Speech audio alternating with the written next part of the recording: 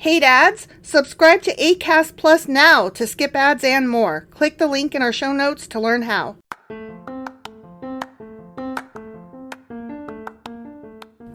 Welcome to Sacrilegious Discourse. I'm husband. And I'm wife. Together, we're reading the Bible for the very first time. We grew up without religion and wanted to know what all the fuss was about. Well, what have we learned so far? That God is a dick, and apparently some people believe in talking donkeys? We're not trying to pass ourselves off as experts. Nope, we're just reading the Bible for the first time and giving our first take reaction. If you'd like to join us in this venture, you might consider starting at episode 1. Otherwise, jump in wherever you like. All right, let's go read the Bible. Yeah, let's get to it. Husband! Wife! Do you remember what happened on Friday? Names. It was Lots the of names. descendants of Reuben Fucking names. and Gad Goddamn and names. 2.5 tribes. Shit-ass names.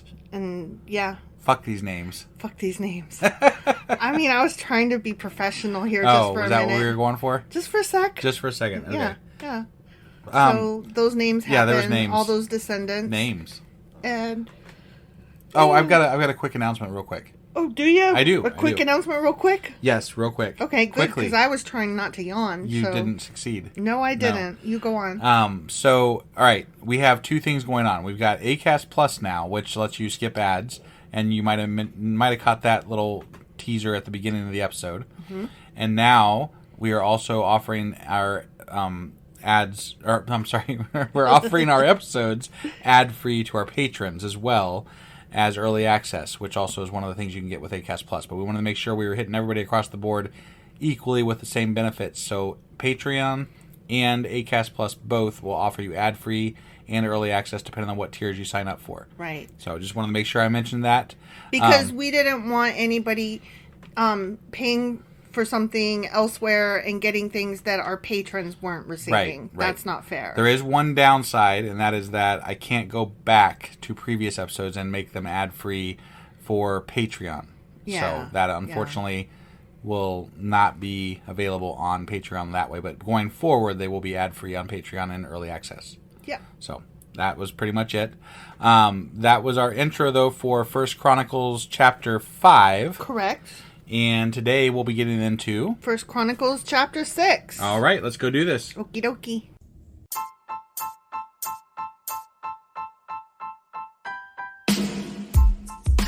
Hey, wife. Yes, husband. Did you know that we are now on Patreon? Yes, because you told me, but also, no, tell me more. So we're on Patreon now. Are we? We are, and our supporters can go there and support us, and we have multiple levels all the way up to You Killed God. That sounds really drastic and escalated quickly-ish. Well, no, there's multiple levels before there, so it escalates on a sliding scale of, cheap to not cheap. Oh. But, we can definitely use any amount, so, any support is always appreciated. So, what exactly is Patreon? It's a place where you can show your support for our podcast. And just our podcast? Any podcast or any performer. But, we're the ones that, you're listening to right now. So maybe you should, support us. That'd be awesome. That would be awesome. But we love you anyway. So all you got to do is go to Patreon, look up Sacrilegious Discourse. It's actually patreon.com/Sacrilegious Discourse is our actual main page there. So head on over and send us some love. Yeah. Okay, 1 Chronicles chapter 6. Okay. Y'all hold on to your butts, because this one's going to be a bit lengthy. Is it? Yeah. Okay. Sorry. Right. We're starting with the sons of Levi here. Okay. Okay? Yeah. More descendants. Yeah. The sons of Levi were Gershon, Kohath, and Merari. The descendants of Kohath included Amram, Izhar, Hebron, and Uziel. The children of Amram were Aaron, Moses, and Miriam. Oh. We know those three. I know, yeah, there's know some names those three. we know. Yeah. The sons of Aaron were Nadab, Abihu, Eleazar, and Ithamar. Some of those guys died lighting the, Yeah, the incense. They did it with wrong. the wrong wood. They the wrong did it wrong, wood. and they died immediately. And Aaron was not allowed to cry. You should know better than to use the wrong fucking wood on an incense. I mean, what were they thinking? I have no idea what crazy. God was thinking. It's fucking crazy. If he was going to punish something that harsh, and then Right. later on, people are literally worshipping other gods, and you're like, meh, whatevs. Right. Like, what the fuck? Eleazar was the father of Phineas. Phineas was the father of Abishua. Abishua was the father of Buki. Buki was the father of Uzi. Uzi was the father of Zerahiah. Zerahiah was the father of Marioth. Marioth was the father of Amariah. Okay. Amariah was the father of Ahitub. Ahitub was the father of Zadok. Every time I see the name Zadok, I can't help but think of that character from was it the X-Men, or is it in the Marvel universe? He's got like a TV head chest thing. Oh, like Maddock. I know Zadok. I know who you're talking about, but I don't know his name. Yeah, me neither. So sorry, fail on that one. I know. Yeah. But anyway, that guy was the father of Ahimaaz. Ahimaaz was the father of Azariah. Azariah was the father of Johanan. Okay. Johanan was the father of Azariah, the high priest at the temple built by Solomon in Jerusalem. Oh, okay. Okay? Yeah. Yeah. That guy's apparently a little bit more important. He gets a disclaimer. Yeah. Our cat is getting into the Tootsie Rolls. That's hilarious. Okay, you go get that Tootsie Rolls. You read off some names real quick here. Yeah. Azariah was the father of Amariah. Amariah was the father of Ahitub. Ahitub was the father of Zadok. Zadok was the father of Shallum. Shallum was the father of Hilkiah. Hilkiah was the father of Azariah. That cat really wants some fucking Tootsie Rolls. Tootsie Roll, yeah. I mean, not that I blame her. Right. You guys, I know that Tootsie Rolls are like the trash candy at the bottom of your Halloween trick-or-treat bag. They're like the last things that you eat when all the good candy is gone. Mm-hmm. But I get them every single November for NaNoWriMo. Yeah. Yeah. Or You should probably quickly explain what NaNoWriMo is for those that don't know. Right. And I said November, but I actually buy them in October. Well, yeah, you got to prep. November is National Novel Writing Month, wherein you attempt to write 50,000 words of a novel in the 30 days of November. Correct. Or at least 50,000 words of something. Well, yeah. I mean, depending on how you play it, Yeah, like, specifically that's what you're supposed to do, right. But you can, there's nobody's judging no you. Real you rules. do what it's you just, want. self-accountability. It's self-accountability, and the point is supposed to be to get rid of your inner editor and just vomit some shit onto paper to free up your creative side. Right. And in order to do that, you have to write approximately 1,667 words per day. And in order to do that, I get Tootsie Rolls because that helps me. Gotcha. Yeah. I need a prize. Yep. So that's my writing prize. Okay. So that's why I had them out. Well, that's why we had them. I had them out because I was writing stuff today, and the cat was getting into them, which cats can't have chocolate. And even though I don't know if Tootsie Rolls are actually real chocolate, I don't want to find out by having her eat them and barf it up. Yeah. Now our cat's attacking her tail. Well, I'm sorry. Just like, what is she doing in there? Cats do that. Apparently. Okay. Okay, so Azariah. She's stealing the show today, apparently. I know. I'm so sorry. So, writing, NaNoWriMo, cat, Tootsie Rolls. Right, yeah. Right. Yeah. Back to names. Azariah was the father of Sariah. Sariah was the father of Jehozadak. That was a mouthful. Who went into exile. That's what she said. Sorry. So I could not. You stupid. It was right there. I know. Right there. I know. Who went into exile when the Lord sent the people of Judah and Jerusalem into captivity under Nebuchadnezzar. Oh, okay. Okay? Yeah. That's who that guy was. Yeah. Jehozadak. Got it. Okay? The sons of Levi, so now we're backing up. We're going over to Levi. Sure. Okay? Were Gershon, Kohath, and Merari. The descendants of Gershon included Libni and Shimei. The descendants of Kohath included Amram, Izhar, Hebron, and Uziel. Okay. This is just so boring. Even though it's like names I'm starting to recognize, I'm like, yeah, no, I mean, that's at least, it's every time they say more than just like the name, Mm-hmm. I'm like, oh, there's something. I know. They said something different. I know that one. Like, that's awesome. Right? The descendants of Merari included Mali and Mushi. The following were the Levite clans, listed according to their ancestral descent. Okay.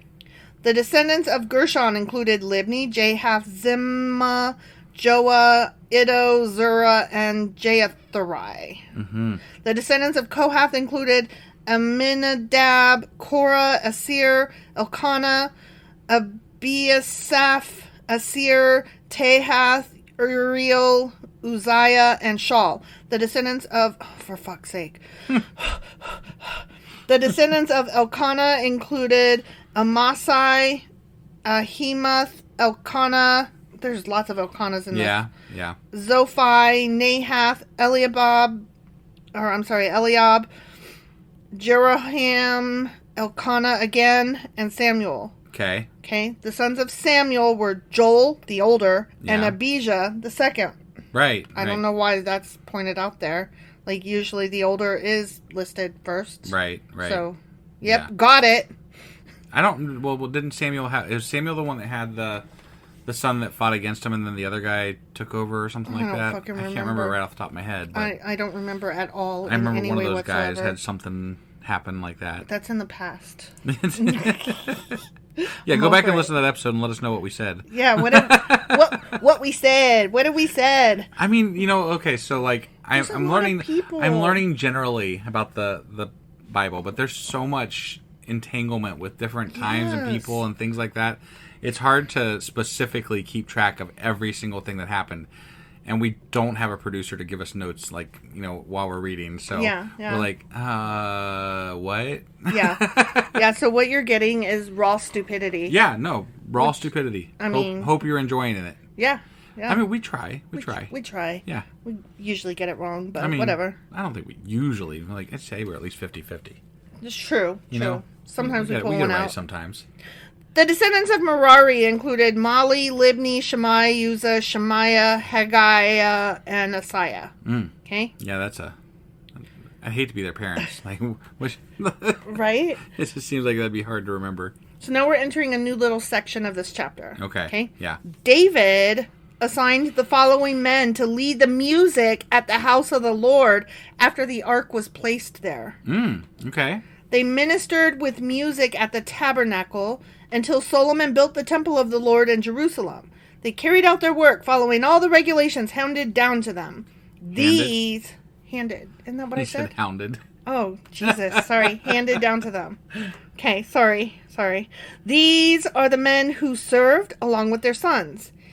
Heman, the musician, was from the clan of Kohath. His genealogy was traced back through... He had the power of Grayskull. He did. Yeah. Okay, I'm going to go through these names. I'm going to blow through them as fast as I can. Blowing through them. Yep. His genealogy was traced back through Joel, Samuel, Elkanah, Jeroam, Eliel, Toad, Zuph, Elkanah, Mahath, Amasai, Elkanah, Joel, Azariah, Zephaniah, Tahath, Asir, Abiasaph, Korah, Izhar, Kohath, Levi, and Israel. Holy fuck. I did it. You did it. Herman's first assistant. His first assistant. I'm sorry, He-Man's. He-Man's. Not Herman. He-Man. I can't make it be He-Man. So in my brain, I was like transferring it to a different name, Herman. Yeah. No, but it's He-Man. He-Man's first assistant. He has the power, too. Oh my God, stop. I'm just saying, like... Okay, we understand. He's like glowing and holding a sword over his hand. Yes, we get it. Duncan, Man-at-Arms. Yeah. Yes. All right, sorry. Okay. I just really liked that cartoon when I was growing up, So like He-Man. Like, I liked it too. Yeah. And his name was Adam when he wasn't being He-Man. That's right. Mm-hmm. I forgot about that. Yep. Yeah. He-Man's first assistant was Asaph from the... Oh, shit. I accidentally scrolled. Why did you do such a thing? Shit. That was really not helpful to our podcast. No, it really wasn't. Yeah. Okay, sorry. I'm back now. I accidentally clicked a thing, and then it scrolled. Okay, sorry. Here we go. I'm back. He-Man's first assistant was Asaph from the clan of Gershon. Asaph's genealogy was traced back through... Are you ready? I'm ready. Okay, hold on to your butts. Okay. Berechiah, Shemaiah, Michael, Besiah, Markaljah, Ethni, Zerah, Adahai, Ethan, Zimma, Shimei, Jahath, Gershon, and Levi. Okay. Get all that? Good job. Yeah. Herman. I did it again. Jesus Christ. He-Man's second assistant was Ethan from the clan of Merari. Okay. Ethan's genealogy. Oh boy, here we go. Was traced back through Kishi, Abdi, Melech, Hashabiah, sorry, Amaziah, Hilkiah, Amzi, Bani, Shemer, Mali, Mushi, Merari, and Levi. I swear they're naming the same fucking names. They are. I'm like, they're the same goddamn names. They're the same goddamn names. What the hell? Their fellow Levites were appointed to various other tasks in the tabernacle, the house of God. Like, we're not even talking about kings or prophets now. We're talking about people that were fucking playing music in the tabernacle. Mm-hmm. Like, how deep do we got to go with this shit? Apparently a few more chapters deep. Apparently. Okay, now we're entering a new little section. Little. I like the word little there. It is little. Okay. It's just little. All right. Okay. Yeah. Only Aaron and his descendants served as priests. As you recall, the Levites. The Levites. Yeah.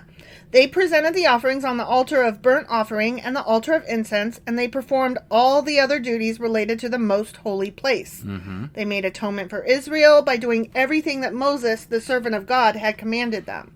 Right. The descendants of Aaron were, and we've already named these people, but we're going to name them again. Because that's important. Yes. Yeah. Eleazar, Phinehas, Abishua, Buki, Uzi, Zerahiah, Moriah, Amariah, Ahitub, Zadok, and Ahimaaz. Okay. Okay. Because that really needed to be done a second time in the same chapter. Yep. Okay. Now we're going to learn about some cities. We're in a new little section. Okay. Okay. Yep. Actually, this isn't a little section. This is, I think, the majority of the rest of the chapter. Okay. Okay. So, we're going to learn about some cities. Got it. This is a record of the towns and territory assigned by means of sacred lots to the descendants of Aaron, who were from the clan of Kohath, in case you didn't catch that the first several times it was mentioned. Wait a second. The descendants of Aaron were Levites, right? Mm-hmm. I thought they weren't assigned any territory. Well... According to earlier in the Bible. Assigned by means of sacred lots. Oh, yeah. I mean, right. I'm just saying, like, if his descendants were Levites, they shouldn't have been assigned any territory that I'm aware of. No, you're right. But that's odd to me. I don't know. Well, I mean, there's a question, right? I agree with you, but I don't know what it means. Maybe by giving him the town, he means the town that you are going to live in that's going to take care of you. That could be. It could be. I don't know. I'll allow for that, but like they specifically said earlier in the Bible that they don't have territories, land, right? Because they're all the power. They're the priests. Yeah. This territory included Hebron and its surrounding pasture lands in Judah, but the fields and outlying areas belonging to the city were given to Caleb, son of Jephunneh. So the descendants of Aaron were given the following towns, each with its pasture lands. Hebron, a city of refuge, which remember we learned about those. Yep. Libnah, Jatir, Eshtemoa, Holon, Debir, Ain, Judah, and Beth Shemesh. Maybe they weren't given territory so much as a city. You know what I mean? Like maybe a different tribe controlled the territory, but they had a city within those territories or something. I don't know the I'm difference. I'm just leaving room for the possibility. I think that sounds like it might have been something that did happen, but I can't remember specifically. I have no idea. Okay. And from the territory of Benjamin, they were given Gibeon, Geba, Elimeth, Anathoth, each with its own pasture lands. So 13 towns were given to the descendants of Aaron. Okay. I guess. So they were given towns, yeah. Okay. I guess they were. Yeah. I didn't think they were supposed to be. I think they might have covered that back in the Old Testament, earlier when we were talking, back in the Moses times, you know. I don't remember that we came to a conclusion on that, though. No, I'm just saying it could have been covered. I just don't recall. Okay. Well, the remaining descendants of Kohath received 10 towns from the territory of the half-tribe of Manasseh by means of sacred lots. Okay. The descendants of Gershon received by sacred lots 13 towns from the territories of Issachar, Asher, Naphtali, and from the Bashan area of Manasseh, east of the Jordan. Hey, East Side gang, what?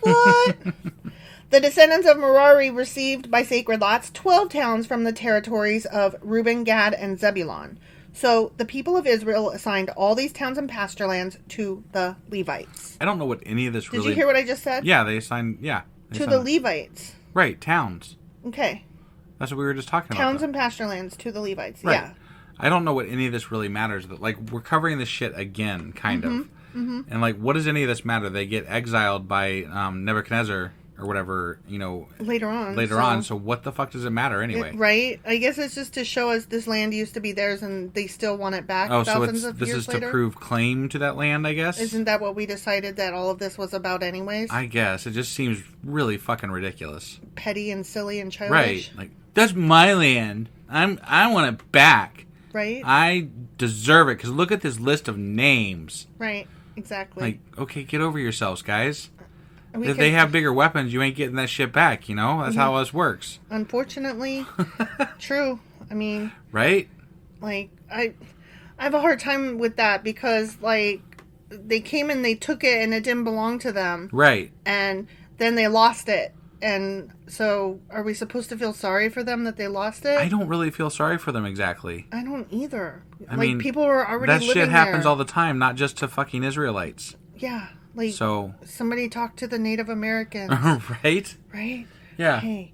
So the towns and the territories of Judah, Simon, and Benjamin, mentioned above, were assigned to them by means of sacred lots. In case you forgot. Right. That's how it was done. Do you know how it was done? I hadn't forgot, so, I mean... Do you know how it was done? It was something to do with some sort of lots, right? The sacred ones. That's right, sacred lots, yeah. The sacred lots. Huh, yeah, I'm glad they covered that again, because I totally forgot the sacred bit. Yeah. In no way whatsoever. Exactly. The descendants of Kohath were given the following towns from the territory of Ephraim, each with its pasture lands. Shechem, a city of refuge in the hill country of Ephraim. Gezer, Jokmeam, Beth Horon, Aijalon, and Gathrimmon. Okay. Those towns, hey? They got those towns. Those towns got it. Yep. The remaining descendants of Kohath were assigned the towns of Anir and Bileam from the territory of the half-tribe of Manasseh, each with its own pasture lands. Yay. The descendants of Gershon received the towns of Golan in Bashan and Ashtaroth from the territory of the half-tribe of Manasseh, each with its pasture lands. Okay. From the territory of Issachar, they were given Kadesh, Debaroth, Ramoth, and Anam, each with its own pasture lands. Did they have their own pasture lands? They had pasture lands. Amazing. It's amazing. From the territory of Asher, they received Mashal, Abdon, Hakuk, Rehob, each with its pasture lands. From the territory of Naphtali, they were given Kadesh and Galilee, Haman, Kiriathaim, each with its pasture lands. The remaining descendants of Merari received the towns of Jokneam, Karta, Ramon, and Tabor from the territory of Zebulon, each with its pasture lands. From the territory of Reuben, east of the Jordan River, opposite Jericho. Guys, we're closing in, so Thank God. Yeah, hang tight. We're almost there, okay? Yeah. Opposite Jericho, they received Bezer, a desert town, Jahaz, Kedemoth, and Mephath, each with its pasture lands. Yeah. Here we go. Ready? Last sentence. I'm ready. Gear up. Gird your loins. And from the territory of Gad, they received Ramoth and Gilead, Manaheim, Heshbon, and Jazer, each with its own pasture land. Pasture lands. The end. Yay. That was painful. That was painful. I'm so sorry, you guys. I did the best I could, and I didn't really bring much to the table today because... No, I'm it's... What do you do? What do you do? But we read it. We read it. And we got through it. We did. We're getting through First Chronicles, y'all. Indeed. And you got to hear us, chastise our cat for getting into the Tootsie Rolls. So there's always that bit. Right. And maybe you signed up to skip ads today, so you didn't have to hear as much as far as, time with the ads. So that might have helped out. I don't blame you for skipping ads. It's bad enough that you got to listen to us and then ads on top of it. Jesus. Yeah, right? Ooh. Yeah. All right, you guys, we're getting through this Bible thing. We are. All right, so that was First Chronicles chapter 6, and tomorrow we will be back with... First Chronicles chapter 7. We'll see you guys then. Bye.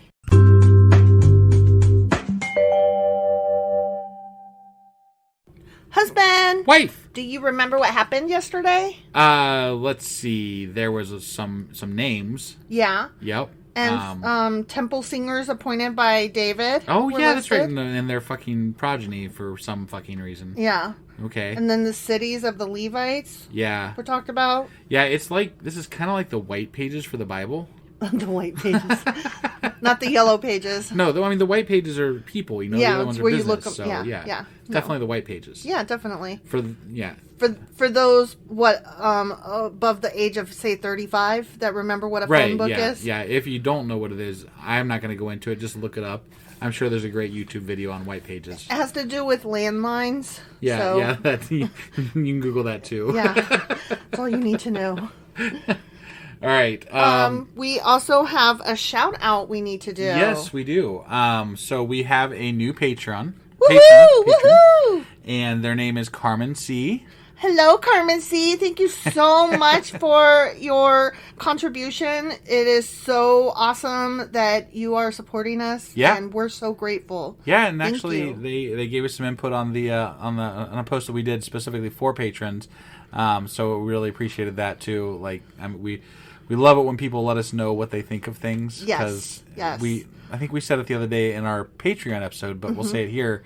You know, sometimes it kind of feels like we're speaking into a void of, like, people give us responses as to how they feel about us in general. Like, they let us know, we really like your podcast because it helps me personally. And that is awesome. Like, I'm so glad to know that people get pleasure or find use in what we're doing. Yeah. But having said that, sometimes it would be good to hear, like, but what would you like more of, or what specifically did you have a question about the last episode? Yeah, do you have opinions? No, we love. I mean, like, really, we would love to hear more of that.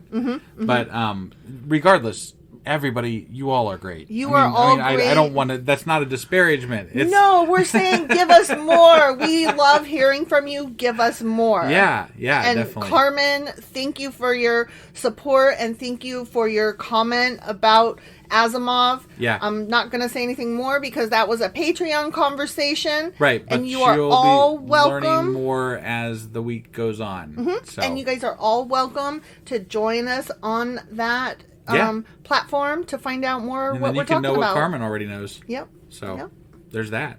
Carmen has a secret. All right, guys.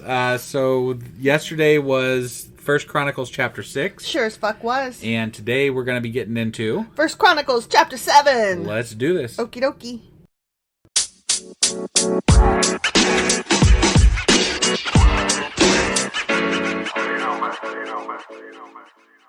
Okay, 1 Chronicles chapter 7. Okay. And I have a laugh in my voice because right before we came on microphone, husband asked me, how long is this one?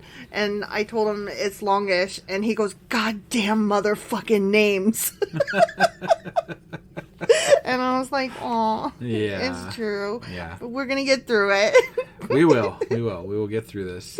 The 4 sons. The 4 sons. Got it. Issachar. Got it. Okay. I like that name. Do you? It sounds like a sci-fi name. It sounds like it is a car to me.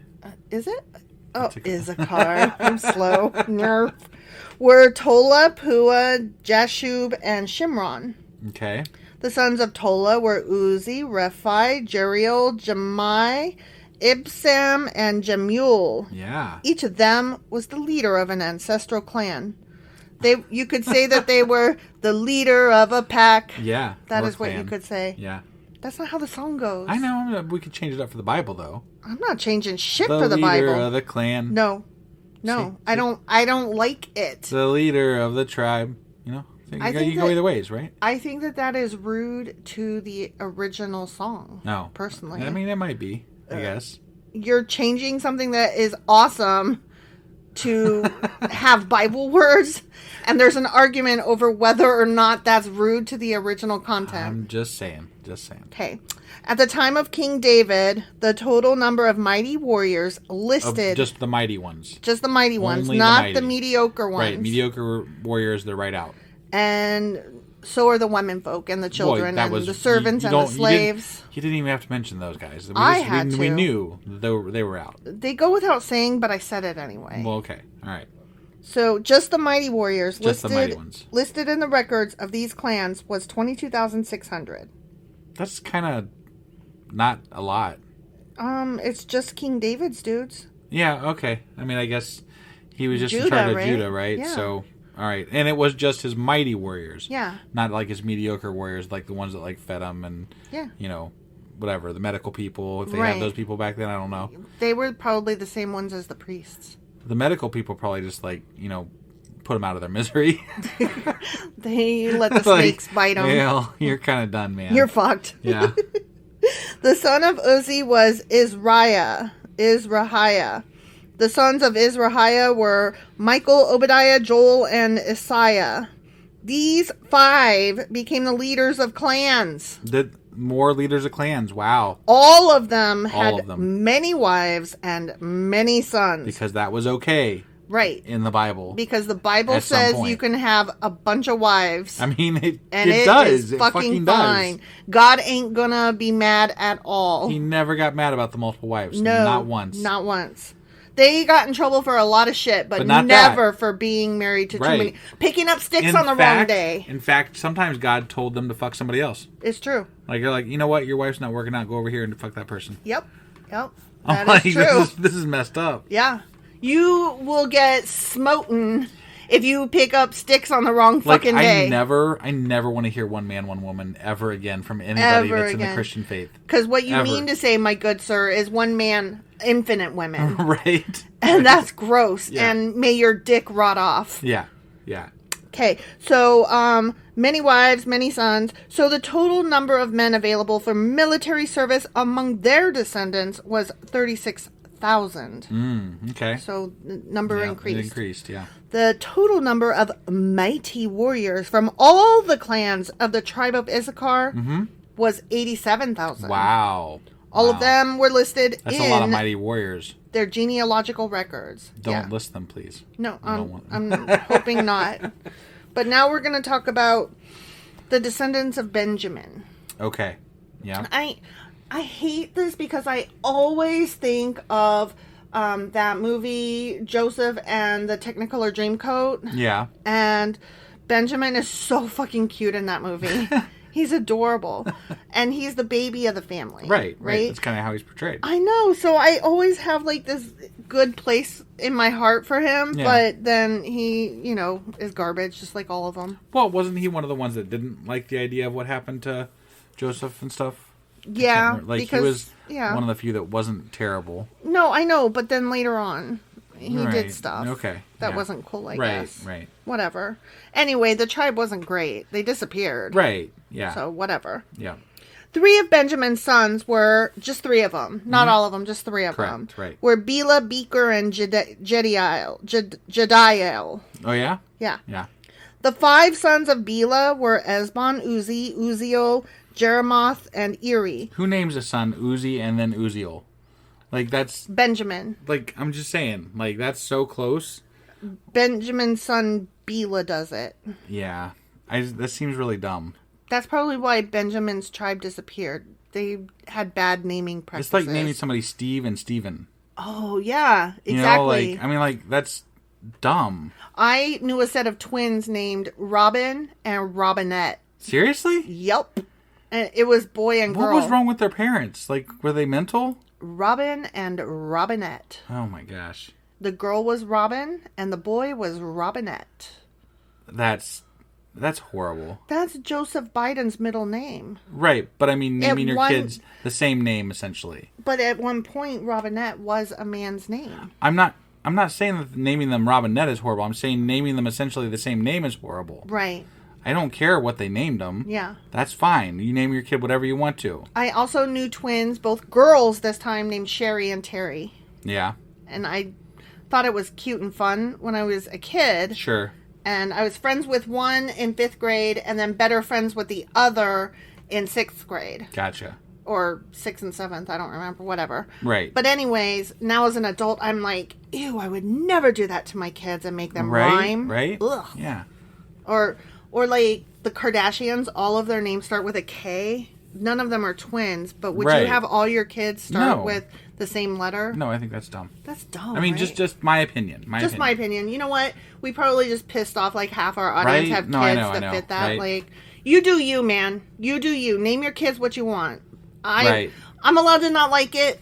You're allowed to love it. It's cool. Right. I think it's dumb, but That's just our opinion. I still love Sherry and Terry. Everybody's got opinions. Everyone's got, Yeah. I hate every time I'm like, oh, I hate that. I know. Then I'm like, oh shit. Yeah, we're talking to people that We're talking to people. We don't even know them. I know. So. And then I'm like, oh fuck, I was offensive again. God damn it. Sorry.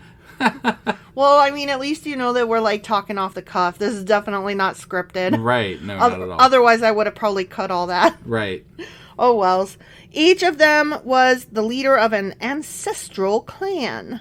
The total number of mighty warriors from these clans was 22,034. Okay. As listed in their genealogical records. Of course, yeah. The sons of Beaker were Zamira, Joash, Eleazar, Elwanai, Omri, Jeremoth, Abijah, Anathoth, and Alemeth. It's a lot of sons. That is a lot of sons. Yeah. And some of those names sound like they should be, like, daughter names instead. Yeah, I mean, it was a completely different time. No, I know. Like, I'm just like, if I saw these listed names and I had to guess, I would be like, that's a girl, and I would be wrong. No, it threw me off when that leader that died around Moses' time, the Korah's rebellion. Yeah. Like, I couldn't get Korah out of my mind as a woman's name. Yeah. So, like, it kept striking me as a woman's name, but it wasn't. It was a man's name. name. It's so funny how stuff like that changes over time. Yeah. Each of them was the leader of an ancestral clan. The total number of mighty warriors and leaders from these clans was 20,200. Okay. As listed in their genealogical records. Of course. The son of Jediel was Bilhan. The sons of Bilhan were Jeush, Benjamin, Ehud, Kenana, Zithan, Tarshish, and Ashishahar. Fuck you. That one was hard, I could tell. They're all hard. Yeah. Each of them was the leader of an ancestral clan. Were they? I'm so shocked. From these clans, the total number of mighty warriors ready for war was 17,200. Oh, that's weak. The sons of Ir were Shupam and Hoopam.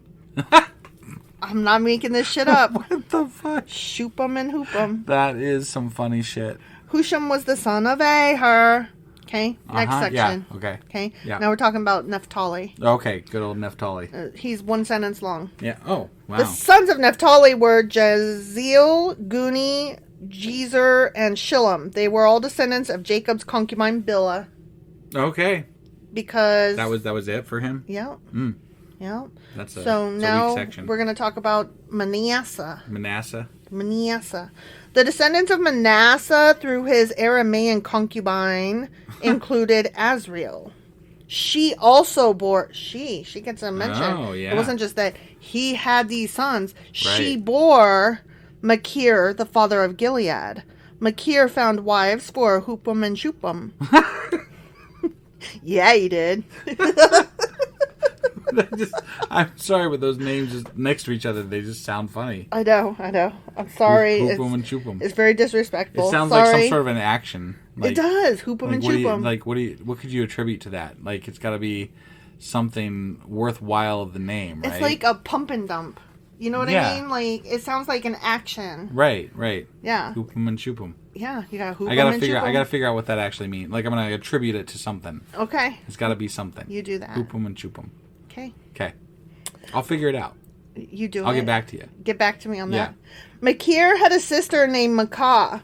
One of his descendants was Zelophehad, who had only daughters. Womp womp. Man. I hate that for him. That sucks. Sucks to only have girls. Whatever. I know, I'm kidding. So stupid. Machir's wife, Makah, gave birth to a son whom she named Peresh.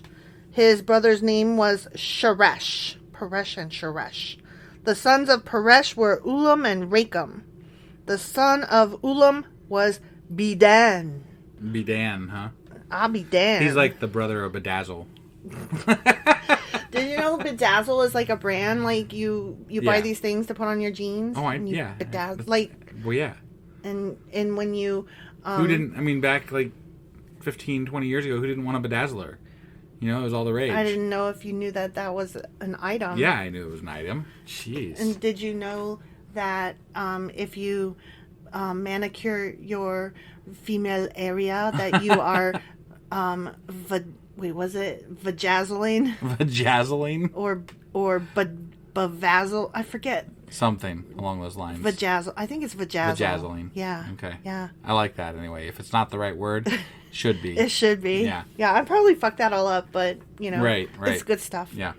All these were considered Gileadites, descendants of Machir, son of Manasseh. Okay. Machir's sister, Hamalekah.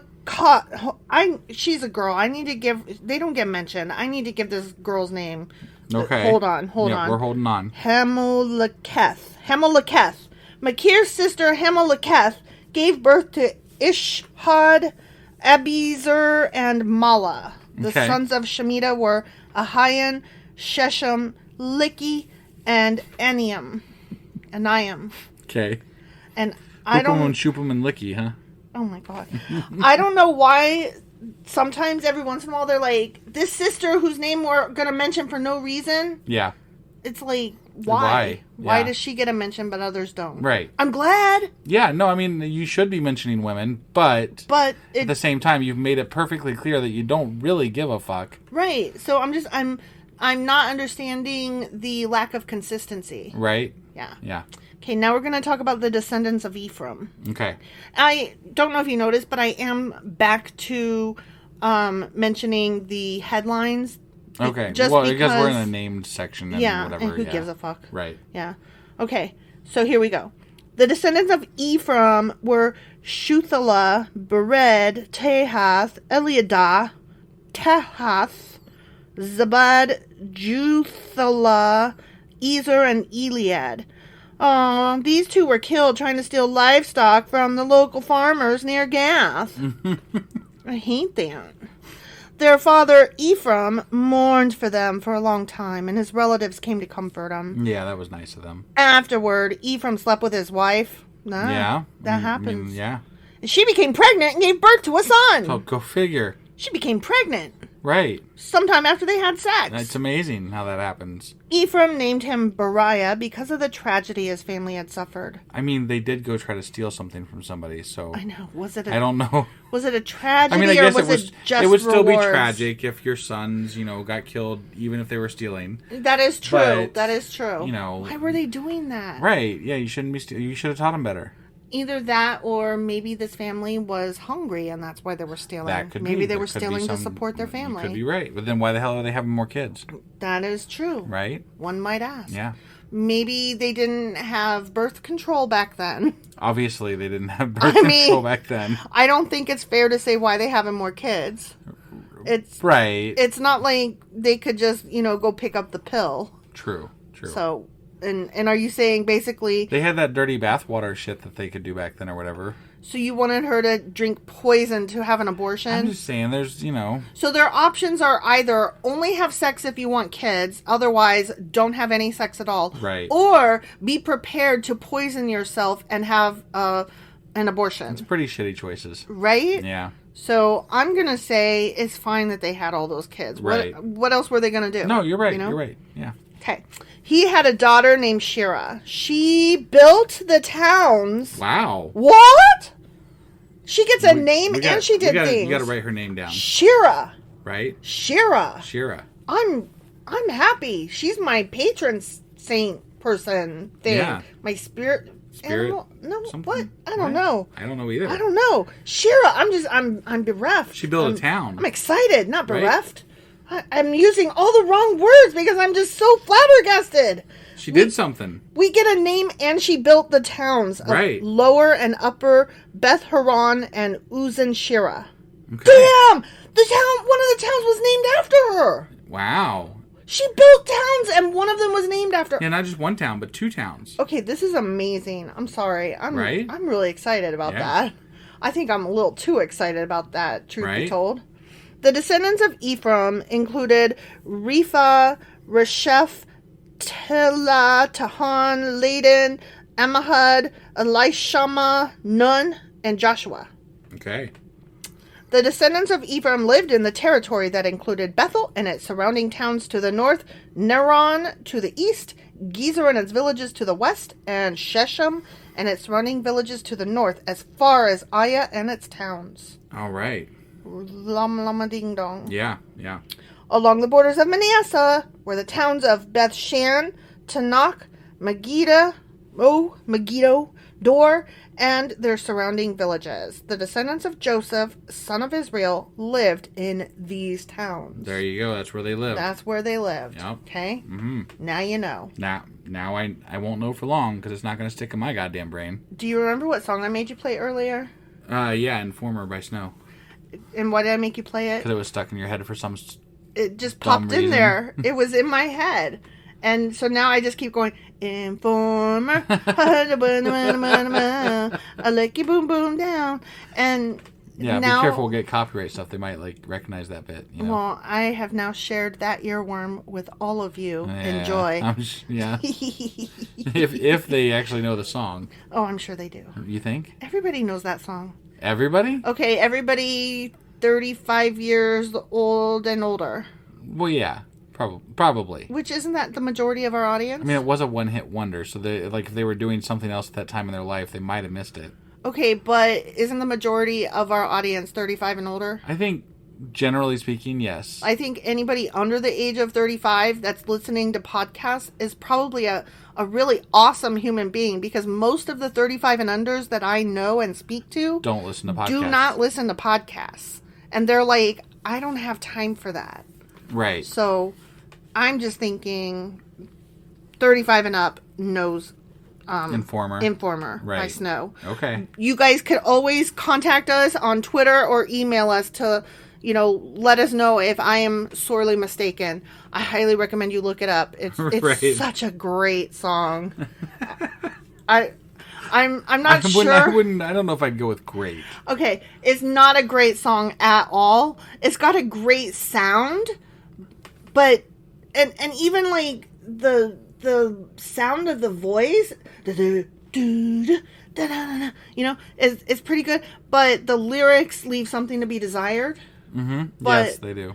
But everything else, like it's catchy. It'll get stuck in your ears. Yeah, sure. Give it a listen, guys. Yeah, definitely. Go back and re-listen if it's been a while. Yeah. Which it probably has. Have a Chaser song queued up though. Oh yeah. Might I recommend Tiffany's I Think We're Alone Now? That's my Chaser song for everything. I'm going to recommend Maybe I by Des Rocks. What is it? Maybe I by Des Rocks. Des Rocks is really good. Yeah. Highly recommend. Yeah. Okay, now we're going to talk about the descendants of Asher. Okay. Did you like that little mouthwash thing I did before we moved on to a new section? I did. Okay. The sons of Asher were Imnah, Ishva, Ishvi, and Beriah. They had a sister named Sarah. There's a sister. Sarah. The sons of Beriah were Heber and Malkiel, the father of Birzaith, just so you know. Yeah. The sons of Heber were Japhlet, Shomer, and Hotham. They had a sister named Shua. Aww. Yeah. That's cute. The sons of Japhlet were Pasach, Bimhal, and Ashvath. The sons of Shomer were Ahi, Roga, Hubba, and Aram. Hubba. I had an argument with somebody when I was in college in Texas. This friend of mine said that Hubba Bubba was the superior gum to Bubble Yum because he said Bubble Yum was Bubble Yuck. Huh. And I believed him until I actually tried Bubble Yum, and I think I prefer Bubble Yum to Hubba Bubba.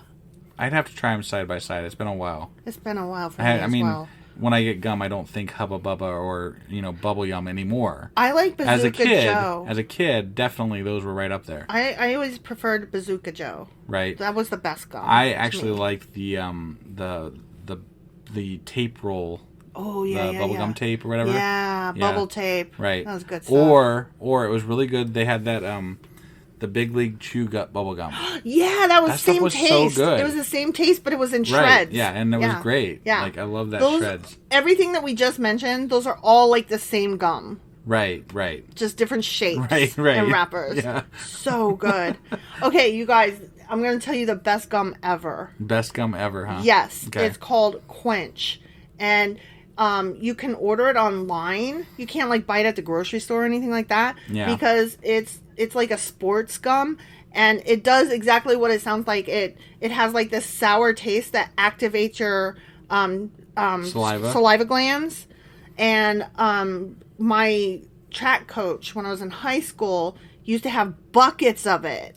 And so when we got done running, if we had like beat our time or whatever, like they were used as a prize. Sure. And it was the best gum because like your mouth is dry, you know, you're like. Are you sure it wasn't just because you worked for it so hard?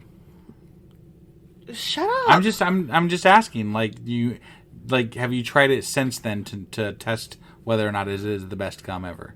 I have not, but the thought that it might not be how I remember saddens me, and I'm appalled you would suggest it. I'm sorry for suggesting it, but... Can we order some?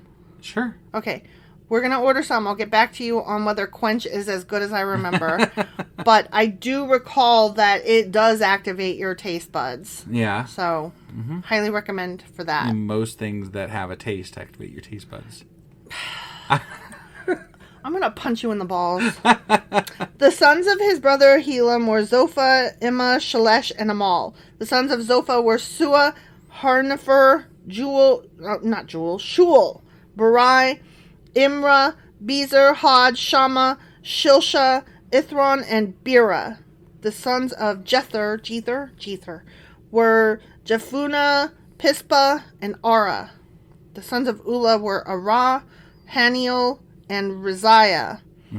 Each of these descendants of Asher was the head of an ancestral clan. Oh, there we go. We're back to the ancestral clans. Yeah. Okay. They were all select men. All select men. Select. Mighty, what does that mean? Mighty warriors. Oh, mighty warriors. And outstanding leaders. Damn. They were some good fucking people. That's good stock. That's just good stock. They were select. Select and mighty warriors and good leaders. Outstanding leaders. Shit.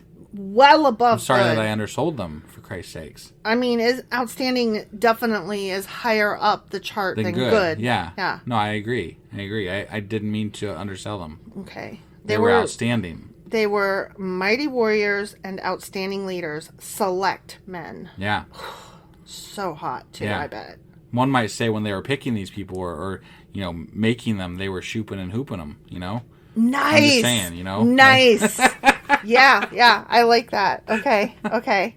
The total number of men available for military service was 26,000 as listed in their genealogical records, the end. Oh, yay. There it is. Woo-hoo. Boom, drop it like it's hot. Done with that chapter. Yep. We made it through that chapter. Another one. We shooped and hooped that chapter. Too much. No, too much. Too much. Too many. Too far. Nope. I really liked it. No. I really liked it. All right. Well, that was... we both just stopped. that was First Chronicles chapter 7. Sure as fuck was. And tomorrow we'll be back with... First Chronicles chapter 8. We'll see you guys then. Bye.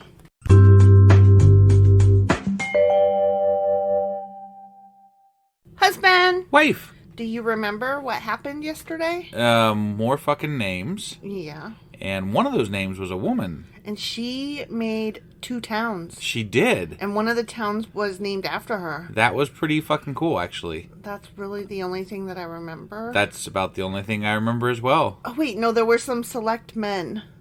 Select men, yeah. Yeah, they were mighty or whatever. Yeah, the mightiest. The mightiest. Or something. The best. They're very mighty.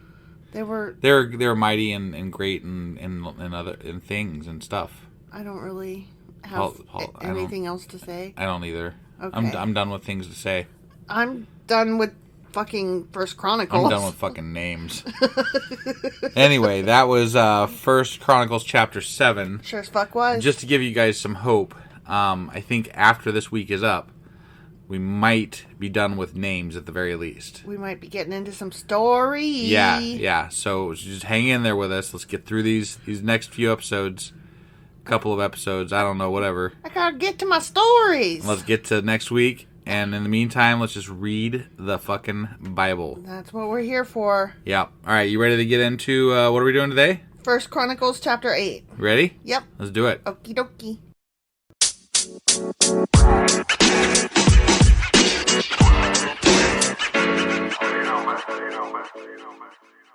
Okay, First Chronicles chapter 8. All right. We're going to talk about some Benjamin up in here. Some Benjamin? Still some more. Some more. Okay. Yeah, remember we talked about him yesterday? Yeah. Benjamin's first son was Bela. The second son was Ashbel. The third was Ahara. The fourth was Noah. And the fifth was Rapha. Okay. The sons of Bela were Adar, Gera, Abihud, Abishua, Naaman, Ahoa, Gera, Shafufam. Shafufam, huh? Shapoopy, the girl who's right for me, or however it goes. Sure, yeah. It's from the Music Man. Got it. Yeah. Shapoopy. And Hiram. The sons of Ehud, leaders of the clans living in Geba, were exiled to Manahath. The leaders of the clan. Really? What? Because when I did that, you were like, whatever, boo. No, I went along. No, that's not true. Boo. I went right along with it. I said we could do leaders of the clan. I said, oh, that's right. And Yeah. I was saying you can't do that to that right. song. You were like, ugh. No, you're right. I was like that. No, you're right. Because it's the leader of the pack. Right. And you have to leave it that way. That's Don't disrespect that why song. I did that. Okay. Yeah, you suck. I suck. But you were wrong just then. I was wrong just then. I said it already. I was I'm just wrong. making sure, you know. You still suck. I didn't deny that, did I? I didn't deny I was wrong. Well, I mean... Once I realized Okay, I was wrong, right. I didn't try to be like you and argue it or defend it. All right. Because remember earlier when you were wrong, you were trying to find your fucking coat and you were like, I guess I don't have a coat anymore. And I was like, the fuck were you mad at me for it? Because you couldn't find your fucking coat. And I was like, is it in the closet? And you go, I already checked there. And I go, is it in the laundry room? I already checked there too. And then I go, is it over there on that chair? And you go, no, that's my other one. But then you looked under it and then you were like, oh. And then I go, you thought I moved your coat, didn't you? And you go, well, I just wanted it real bad. And I was like, you thought I moved your fucking coat and you were mean to me. And then you were like defending why you were mean because you were just going on and on about how I moved your coat. I left it right there. But clearly you hadn't.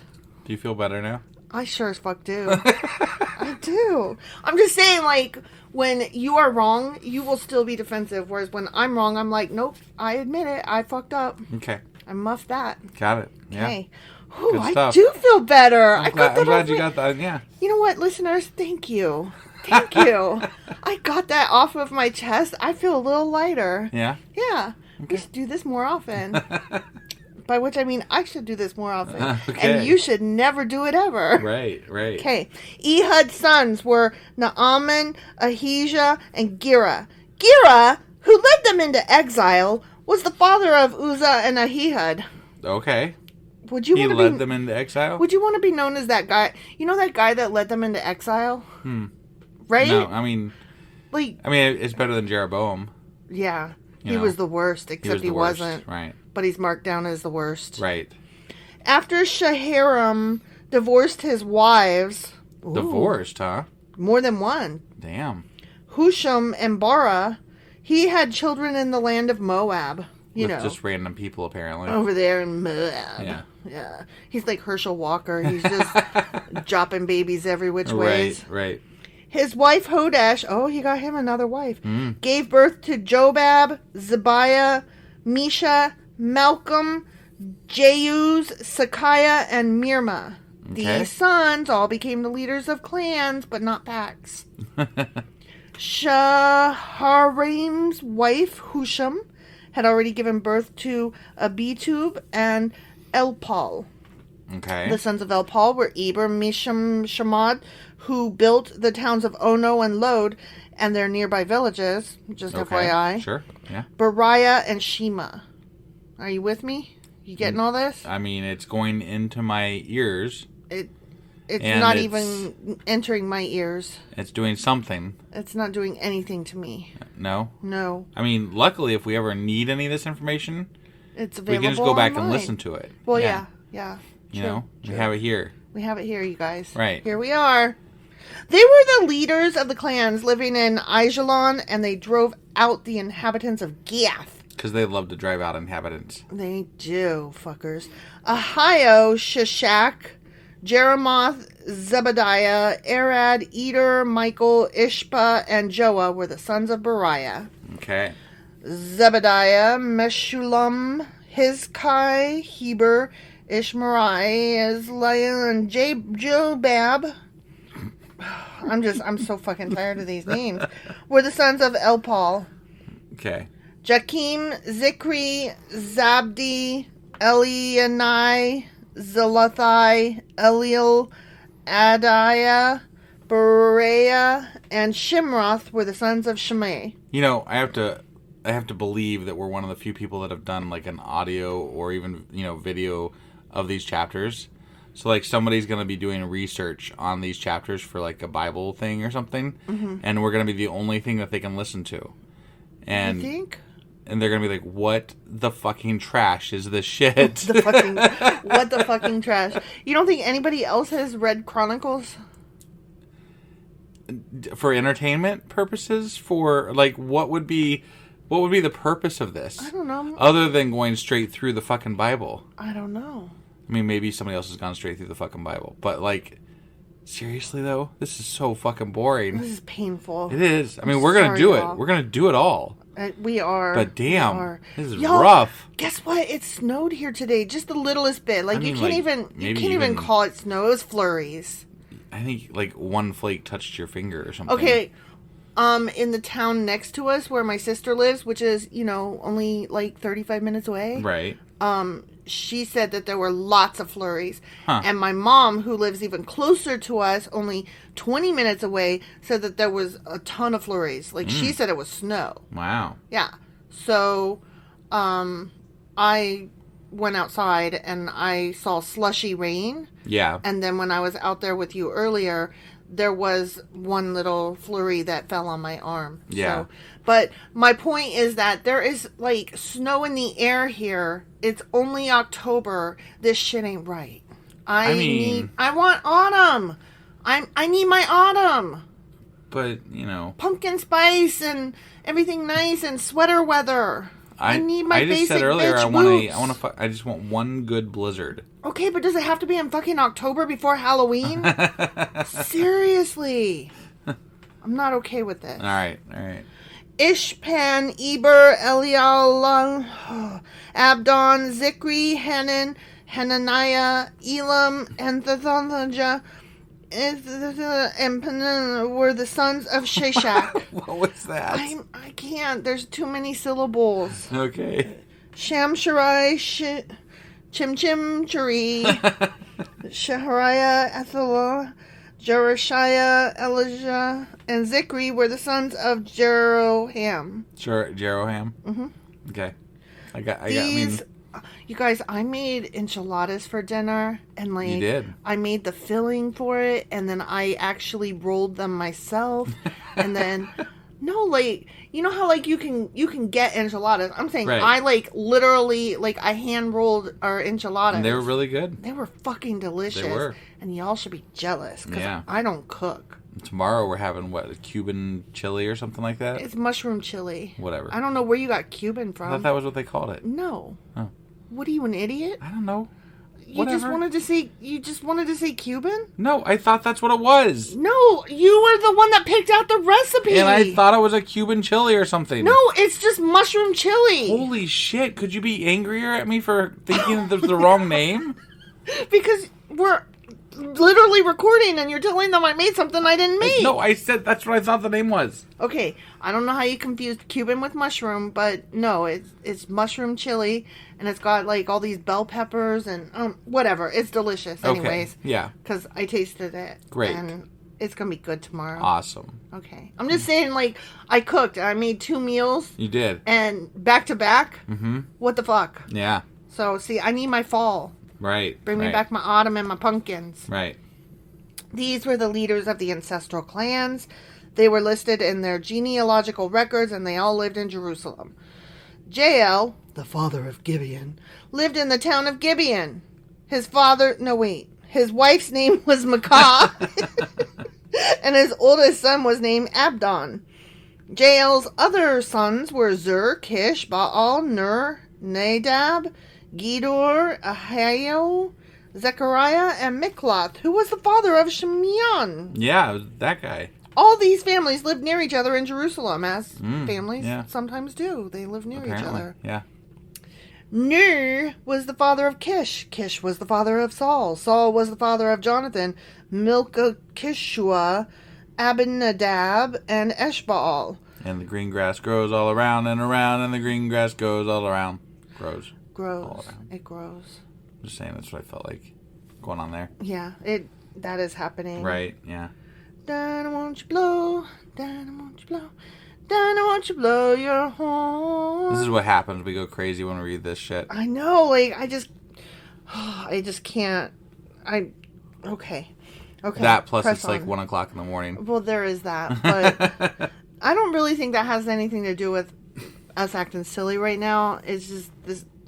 There's just nothing here, and so I'm like, make it fun, make it fun, make it fun. Only we've been doing it for like days straight now, so it's like, So I'm like, I cooked! Jonathan was the father of Merib-Baal. Merib-Baal was the father of Micah. Micah was the father of Pithon, Malach, Tariah, and Ahaz. Ahaz was the father of Jada. Jada was the father of Elameth, Asmaveth, and Zimri. Zimri was the father of Mosa. Mosa was the father of Beniah. Beniah was the father of Rapheth. Rapheth was the father of Elisa. Elisa was the father of Azel. Azel had 6 sons: Azrikam, Bokeru, Ishmael, Shariah, Obadiah, and Hanan. These were the sons of Azel, like I just fucking said. Right. Azel's brother Eshek had 3 sons. The first was Ulam, the second was Jeush, and the third was Eliphalet. Yeah, that. Omelet. Got it. Ulam's sons were all mighty warriors and expert archers. Oh. I wonder if they were as good as Katniss Everdeen, because she also was an expert archer. Yeah, I don't know. They had many sons and grandsons, 150 in all. All these were descendants of Benjamin. The end. Okay. Okay? Do you believe me? I mean, I believe that that's the end of that chapter. Do you believe that they were so fucking mighty and whatever? Because the tribe of Benjamin disappeared. I don't really give a shit about any of this. I know. It's true. Like, it's just so pointless. This is all so pointless. Yeah. And I'm really clamoring for a story at this point. I know. Like, if they give me anything. Like, anytime they mention anything, like when they're like, they built 2 cities, I'm like, oh, wow, they built 2 cities. I know, and then the next sentence is, next back son. to fucking names. And I'm like, oh. Yeah. I'm like, just give me anything, guys. Yeah. Anything. We promised to complain less. I started to say we promised not to complain. But we're going to complain. We're sure. Definitely going to complain. But we'll also be, at the same time, at least it's not those fucking names. Well, I mean, I guarantee that our first non-named chapter is going to be, like, out of this world. Because we're going to be, like, we'll have all this, like, pent up, like, enthusiasm and energy. Yeah, like we've been waiting on it. You can't even think of words right now. I can't because the names. Yeah, the names stuck That's them dumb. all out. Yeah, there's too many names bouncing around. Yeah, I'm sorry, you guys. It is what it is. Yeah. All Hang right. with Anyway, us. We're getting through the Bible. That was 1 Chronicles chapter 8. It was. And tomorrow we'll be back with 1 Chronicles chapter 9. Yep. We'll see you guys then. Bye. Bye.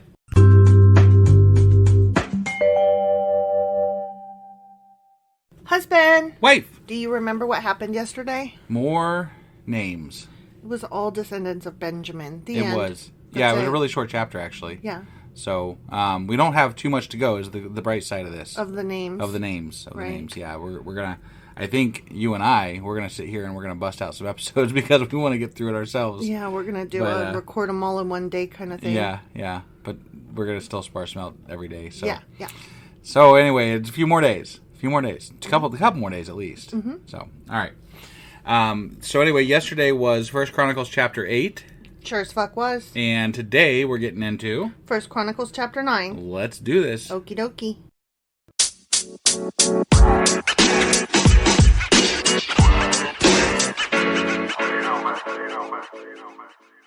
All right, 1 Chronicles chapter 9. All right. I think we've got a little bit of story here, maybe, in with the words. Okay. All right.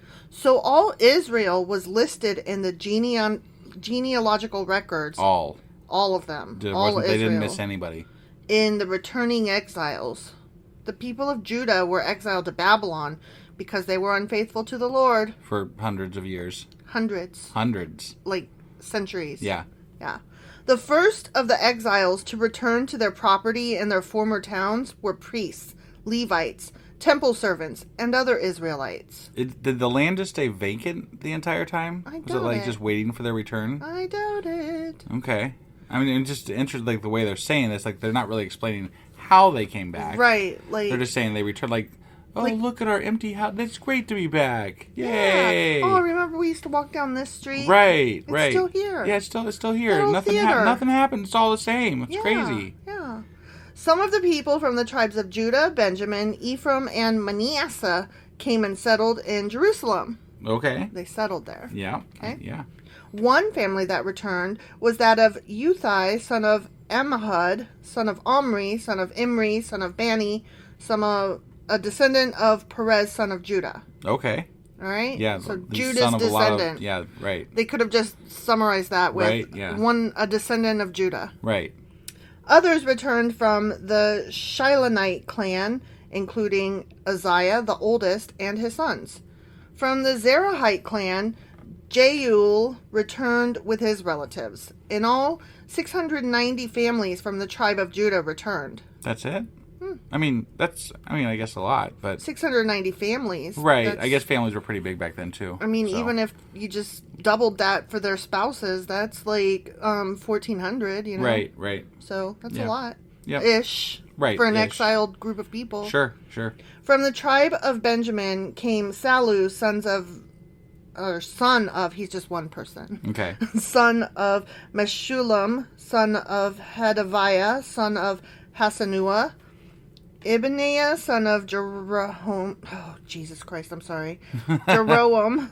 They're really impressed with how they can trace lineage back. Mm-hmm. You know? It's very important to them I guess it is. to keep it straight, to show the direct line from David. I guess. Couldn't they just say it's a direct line? Like, just leave it at that? To prove it, though. But and- it doesn't really prove it now. Well, I mean, some families today are very excited about their lineage. Yeah. And they want to show proof. So, they join Ancestry.com and they make those family trees. So you're saying this is the original Ancestry.com, basically? Yeah, I am. Got it. I mean, it's easy for you to say that, like, this is boring and why was it important to them? Right. But people today are, like, so excited to show who they were related to. You're absolutely right. And you're absolutely right. Not only that, but why do you want to keep your last name instead of change it? Because it's my last name. Right, but why is it important? Because of my family. I thought it wasn't important. It is. If lineage wasn't important to you, you wouldn't give a fuck about your last name. True. I guess you're right. See? Let's see. Elah, son of Uzi, son of Mikri, and Melesham, son of Shephatiah, that's Yeah. it. Son of Reuel, son of Ibnijah. Okay. I'm really kicking ass on these, huh? You're doing a bang-up job. I'm doing better than you would. You definitely are. These men were all leaders of clans. Don't do it. I'm not doing it. And they were listed in their genealogical records, Okay. as I said already. Right. In all, 956 families from the tribe of Benjamin returned. Oh, That's I see. more. So, I see. So you're Yeah. going to list them off by family who's returning. Yeah. Among the priests who returned were Jediah, that's it, Jediah, Jehorib, Jakin, Azariah, son of Hilkiah, son of Meshullam, son of Zadok, son of Meriath, son of Ahitub.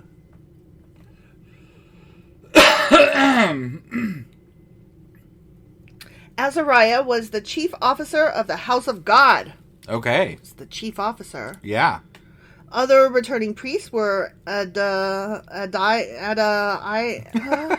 damn it, stop laughing at me. What? Son of Jeroam, son of Pashur, son of Milkijah, and Masai, son of Adil, son of Jezerah, son of Meshullam, son of Immer. Yeah, those guys. I got it. It's all clear now. Shut up. I just can't with all these names. It's just I mean, I understand why it was important to them. Like, I just defended why it was important to them. Yeah. But that is a separate subject of why it should be important to me. Right. And me tripping over this shit. Yeah. In all, 1,760 priests returned. Wow. They were heads of clans and very able men. Very able men. Yeah, Not just they able were. men, but very able. Yeah, they were. They were responsible for ministering at the house of God. Is that what the kids call it today? I mean, they were able to. I'm ministering. Able to. Get the fuck out of here. The Levites who returned from Shemaiah, son of Hashub, son of Azrikam, son of Hashabiah, a descendant of Merari, Bakbakar, Haresh, Galal, Mattaniah, son of Micah, son of Zikri, son of Asaph, son of Obadiah, son of Shemaiah, son of Galal, son of Jeduthun, and Berechiah, son of Asa, son of Elkanah, who I messed up. I was just like, my mouth was going ahead of me. Son of. Oh, Sorry. bitch. Yeah. Son of Elkanah, who lived in the area of Netophah. Yeah. Yeah. What? I don't know. I had something in my brain and then it left really quick. That happens to you. It didn't stay there very long. No. And I just felt like I had to say something, like I had to interject something. So I think my mouth started moving before my brain fully like collated a thought. Kind of like how my mouth kept moving with son of. Yeah. Like, no, rein it in. Yeah. The gatekeepers who returned were Shalom, Akub, Talmon, Ahiam, and their relatives. Shalom was the chief gatekeeper. And gatekeepers must have been a really important job. They needed a keymaster. Yeah, right. Ghostbusters. Prior to this time, they were responsible for the King's Gate on the east side. East Side Gang, what? These men served as gatekeepers for the camps of the Levites. Okay. Shalom was the son of Kor, a descendant of Abasaph, son from the clan of Korah. He and his relatives, the Korahites, were responsible for guarding the entrance to the sanctuary, just as their ancestors had guarded the tabernacle. What's the difference in the camp of the Lord? What's the difference between a gatekeeper and somebody guarding the entrance to the place? The entrance to the house might not be the same as the gate to the lands. Okay. I just wondered. Is my guess. I just wonder what the different distinction is between those functions. That's all. I'm going to guess that one is the entrance to the land and one is the entrance to the house proper. Got it. Okay. Like the grounds. Sure. Versus the building. Okay. Phinehas, son of Eleazar, had been in charge of the gatekeepers in earlier times, and the Lord had been with him. I said that like as though I know what I'm talking about, and I don't know that for a fact. Like, that's just my guess. Right. No, I gotcha. And later, Zechariah, son of Meshullam, was responsible for guarding the entrance to the tabernacle. Okay. In all, there were 212 gatekeepers in those days, and they were listed according to the genealogies in their villages. It's a lot of gates. Mm-hmm. Yeah. That is so many gates. Mm-hmm. David and Samuel the seer had appointed their ancestors because they were reliable men. Ah. But were they able? I don't know. They were reliable, but were they able? Well, reliable is one step, removed? From, it's just, at least they're reliable. Right. They'll show up, So if they're able, that means that they're reliable and able? Maybe, but able doesn't necessarily mean reliable. Oh, so... It just means they're able. So it's not a Venn... It'd be better if you were reliable and able, I think. I was looking for a hierarchy of, like, each step up the chain includes all of the things beneath it. Right. But you're saying it's more like a Venn diagram where sometimes those things overlap. Yeah, I would imagine so. Okay. Yeah. The ones that are reliable are sometimes able, and sometimes the ones that are able are also reliable. But maybe sometimes there's people that are neither, and then they're not in the circles. Right, they're not in the circles. So why are we even talking about them? I don't know. I was dumb. They're probably at the barley party. Stupid. These gatekeepers and their descendants, by their divisions, were responsible for guarding the entrance to the house of the Lord when that house was a tent. Remember when the tabernacle? House was a tent? You mean? Remember when the house was just a tent? I do. It was the tabernacle. Yeah. The gatekeepers were stationed on all four sides: east, west, north, and... South? South. Yeah, go figure. All four. All four. All four. But not southwest or northeast. No, not those ones. Right. What are those? cardinal directions or some shit like that. I don't remember. Oh, me neither. I'd have to look it up. Yeah. Their relatives in the villages came regularly to share their duties for 7-day periods. The 4 chief gatekeepers, all Levites, were trusted officials, for they were responsible for the rooms and treasuries at the house of God. They would spend the night around the house of God, since it was their duty to guard it and to open the gates every morning. I hope they had, like, cots. Right. With pillows and stuff. I mean, maybe they were supposed to stay awake all night to guard it. Like, maybe they would have taken shifts, probably. Oh, that's true. I would need a place. Although, there were some points in the Bible where people were just, like, always, like, they slept. Remember when, was it David that taunted the people and, like, by going into their camp because they were all asleep? Mm-hmm. Like, sometimes guards just go to sleep, you know? Sometimes guards sleep. Like, fuck it, we'll hear if somebody walks up. If I'm going to guard something, I need a place to plug in my CPAP machine. Just saying. Some of the gatekeepers were assigned to care for the various articles used in worship. They checked them in and out to avoid any loss. Damn. Got it. Yeah. They were like library cards back in the day. Right. Others were responsible for the furnishings, the items in the sanctuary, and the supplies, such as choice flour, wine, olive oil, frankincense, and spices. But it was the priests who blended the spices. Don't you touch the fucking spices. You just make sure they're there. Yeah, it's the priest's job. Mattaniah, a Levite and the oldest son of Shallum the Korahite, was entrusted with baking the bread used in the offerings. You bake that bread. It's too bad they didn't have bread machines. Right? Nobody would have. So much easier for them. Just throw that shit in that machine and push the button and call it done. I mean, it's not quite that simple, I found out. But, it's much simpler. You made some really good bread, but then you tried to... I tried to wing it. You tried to wing it, and you fucked that shit all up. I fucked it up bad. I think you probably broke the machine, honestly. You think so? I don't know. You haven't used it since. Well... You shot your confidence? Right, yeah. I think that's what it was. Yeah. Well, I mean, we did get the bread maker from a thrift store, so there's that. We did. It was brand new. It was, like, almost still in packaging. Still in the box, yeah. And the first couple batches were really good until you went off direction. Mm-hmm. Yeah. And we all know what happens when you go off direction. You end up with cinnamon in your potatoes. Oh, God, that made me cry when you did that. I'm sure I've told this story before, but there was a time when I was just craving potatoes so bad. Like, I just needed that salty, yummy potato in my mouth. You were sick, too. I was sick. I needed potatoes. It was the only thing that sounded good. And you brought them to me, and I was like, what is this on it? And you were like, just try it. And I was like, no. And it was cinnamon, and it tasted like shit, and I cried. I cried because it was the only thing I wanted. But you don't understand. There was cinnamon on it because I fucked up so many other things. I was trying to cover up the rest of the crap that I fucked up. I did understand, and it was so bad. And I still yell at you to this day. There were so many spices in that thing that I put together that it was probably more spice than it was food. Yeah, and I was like, why can't you just cook the fucking potatoes?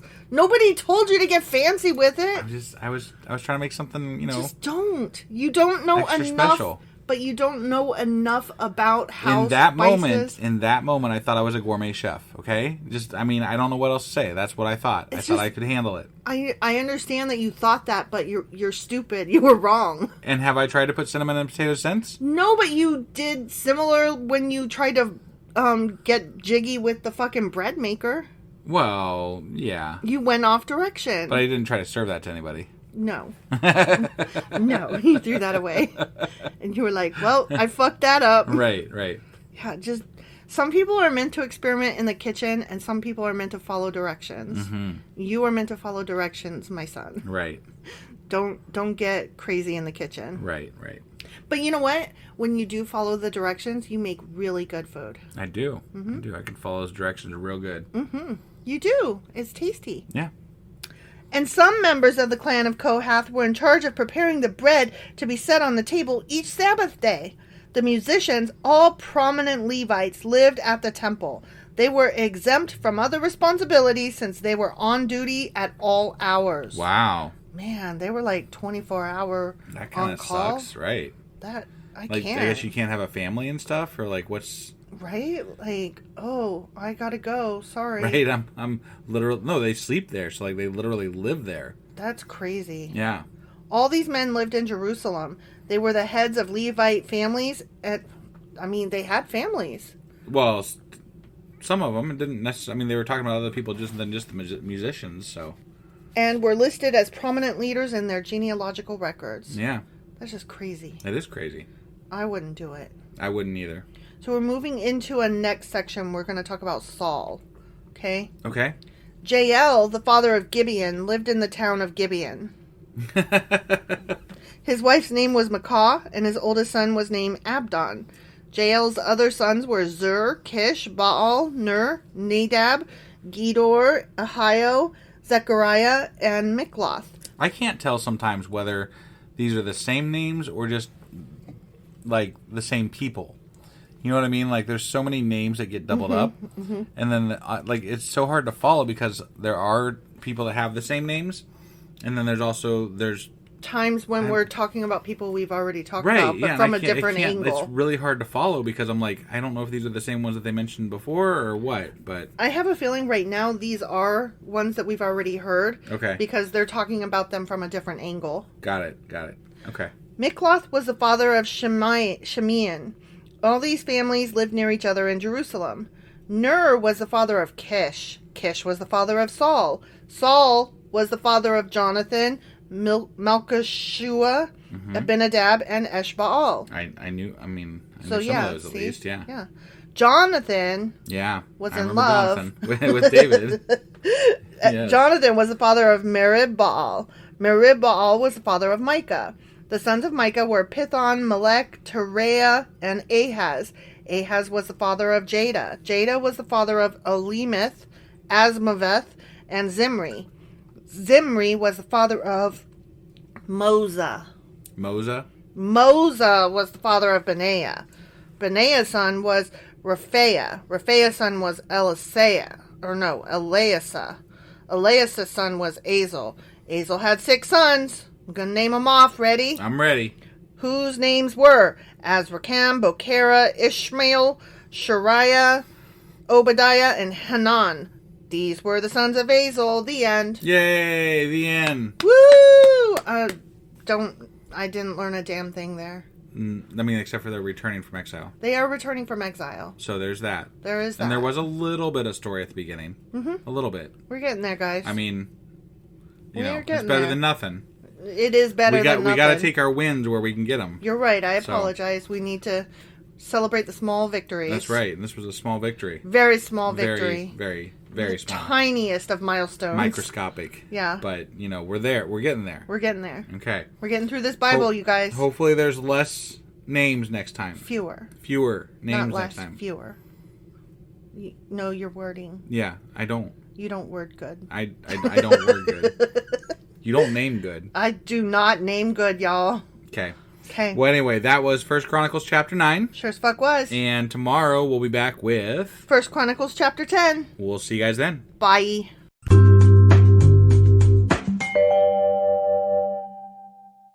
Husband. Wife. Do you remember what happened yesterday? By which I mean a couple minutes ago, because we're recording these back to back.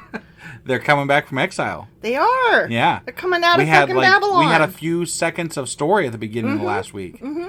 That's giving me hope. Yesterday, not last week. Yeah, that's what I meant. Yesterday. Yeah. Sorry. Yeah. But it's giving me hope. I'm like, we're almost there. Maybe there's some more story like in this one. Maybe they intermix it. Maybe there's some better stuff. Yeah. I'm hopeful. I'm hopeful too. I'm being hopeful here. Well, let's go see what's going to happen. All right. So yesterday we did 1 Chronicles chapter 9. And today we're jumping into 1 Chronicles chapter 10. Let's go do this. Okie dokie.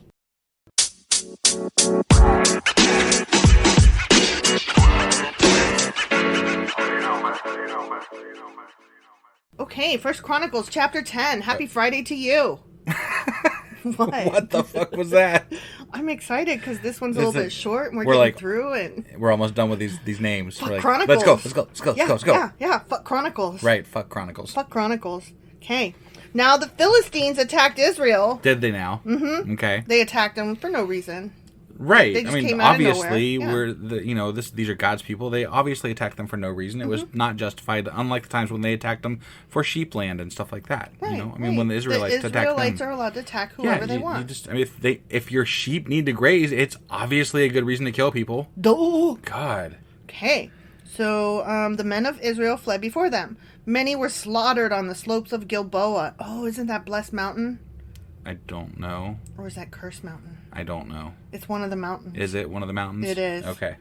The Philistines closed in on Saul and his sons. Remember Saul? Oh, this is back. Okay, where was Saul? Yeah. Yeah. And they killed 3 of his sons, Jonathan, Abinadab, and Malchishua. I do kind of remember this, yes. Mm-hmm. The fighting grew very fierce around Saul, and the Philistine archers caught up with him and wounded him.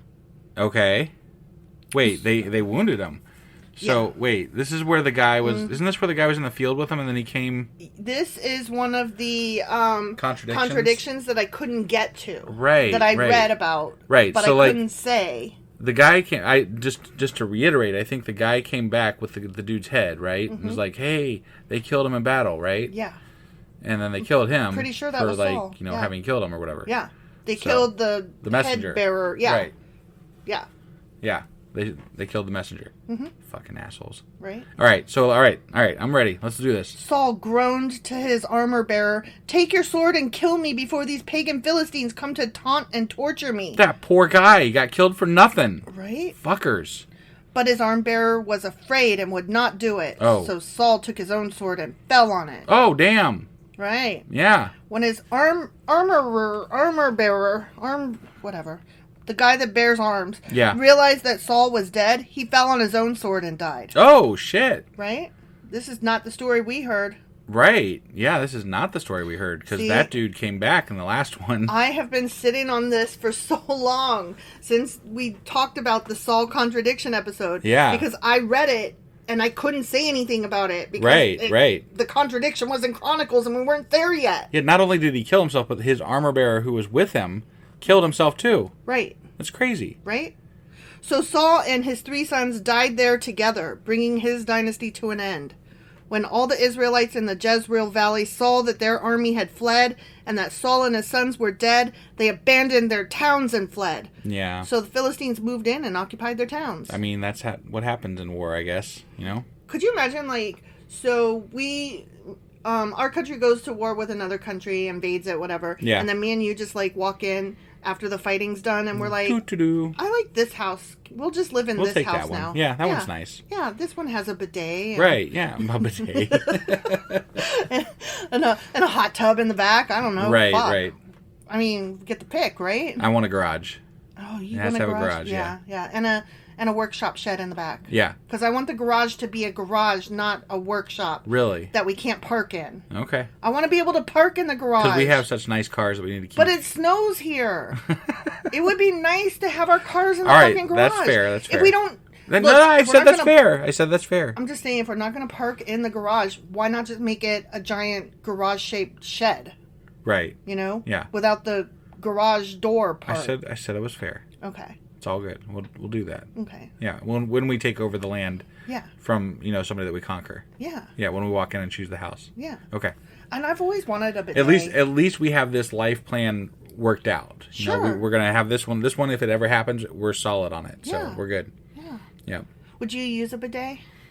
I've always wanted one. I don't know. You would. I would at least try it. You would try it. I'd at least try it. But okay, so when I was a kid, I lived in Italy. Yeah. And everything, bidets were just common. They were in every bathroom. They had bidets for days? Bidets for days. Oh my God, you guys gotta watch Julie Nolke and Pulp Comedy on YouTube. They did good. So, yeah, bidets for days. Right. But I did not understand them because I was just a little kid. And I didn't understand their purpose. And so I can't really... They're like little sinks. But you didn't ever drink out of it, did you? No. But I did let my Barbies bathe in it. Oh, okay. Because it's Barbie pole shaped size. Okay. Size shape. Yeah. Yeah. All right. Perfect. Right. Yeah. So my Barbies... And my mom would come in and be like, "Don't play in that." and now you know why. Why? Yeah, right, yeah. The next day, back at the farm, mm-hmm. when the Philistines went out to strip the dead, they found the bodies of Saul and his sons on Mount Gilboa. Okay. I'm almost positive Mount Gilboa is Blessed Mountain. Okay, all right. So they stripped off Saul's armor and cut off his head. Oh, Oh, That's wait a not second. what we read about, right? Well, but now the guy that this could actually explain the thing, not necessarily be a contradiction. Right. Because they did cut off his head. Now, if somebody takes it back to whoever it was, right, then that would make sense. Right. But we're not there yet. So no, let's read the rest. Then they proclaimed the good news of Saul's death before their idols and to the people throughout the land of Philistia. Okay. They placed his armor in the temple of their gods, and they fastened his head to the temple of Dagon. That is definitely Dagon. not taking it back to the people. Right? So holy shit. Yeah. But when everyone in Jabesh Gilead heard about everything the Philistines had done to Saul, all their mighty warriors brought the bodies of Saul and his sons back to Jabesh. Yeah. Then they buried their bones beneath the great tree at Jabesh, and they fasted for 7 days. So Saul died because he was unfaithful to the Lord. Not because, Because he was killed in battle. Right. Right, yeah. He whatever. failed to obey the Lord's command, and he even consulted a medium instead of asking the Lord for guidance. I mean, he was kind of a dick. He kept trying to kill David and stuff, you know? But at the same time, God liked him at one point, too. And then he kind of went crazy, and I feel like that was God's fault. Yeah. If there, if there was a God, Yeah. I'm just saying. Yeah, I agree. God could have stopped all that from happening. He could have. So the Lord killed him and turned the kingdom over to David, son of Jesse. The end. Oh, that was it? Yep. Well, that was story. That was story. That was story, damn it. We're almost through this. I think we're yeah. Well, like, did we're we get reading through shit. the names? I don't know. I thought it went to like the 11th chapter. Yeah, that's what I thought. But now maybe this is like a respite, and then we got one more, and then 11. I don't know. I don't know how to take this, but I enjoyed it.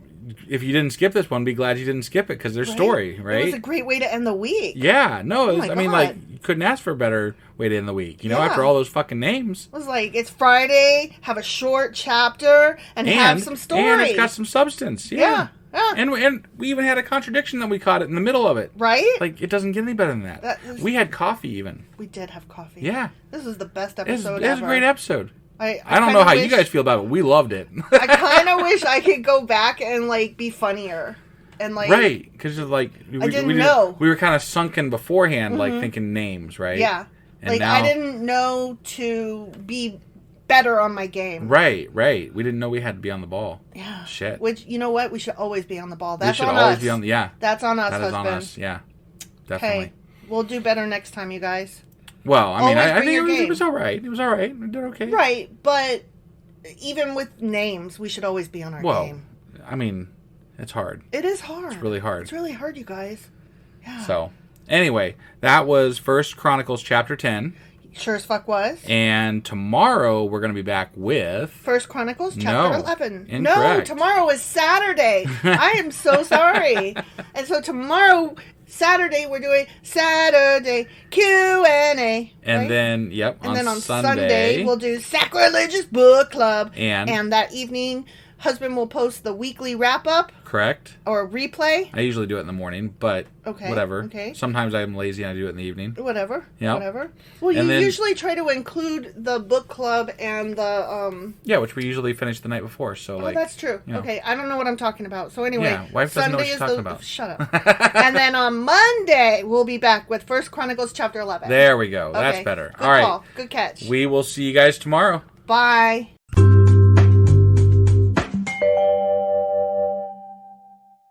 Husband. Wife. Do you know what today is? What is today? Q&A Saturday. Oh, yeah. Yeah, that's the day that it is.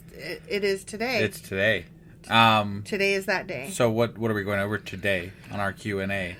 Well, remember how I thought that the mountain that Saul died on was Bless or Curse Mountain? Yes. So I have a correction on that. You're wrong. Yeah, I was wrong. Okay. And I'm going to talk about that a little bit. All right. And then we didn't have a lot of questions because it was all just like names and stuff. Yeah. But I did find some like nice summary things that have to do with like showing the chain, like chain of custody, basically. Got it. So we'll talk about that a little bit. Okay. Sounds good. Let's get on into it. Okie dokie. All right.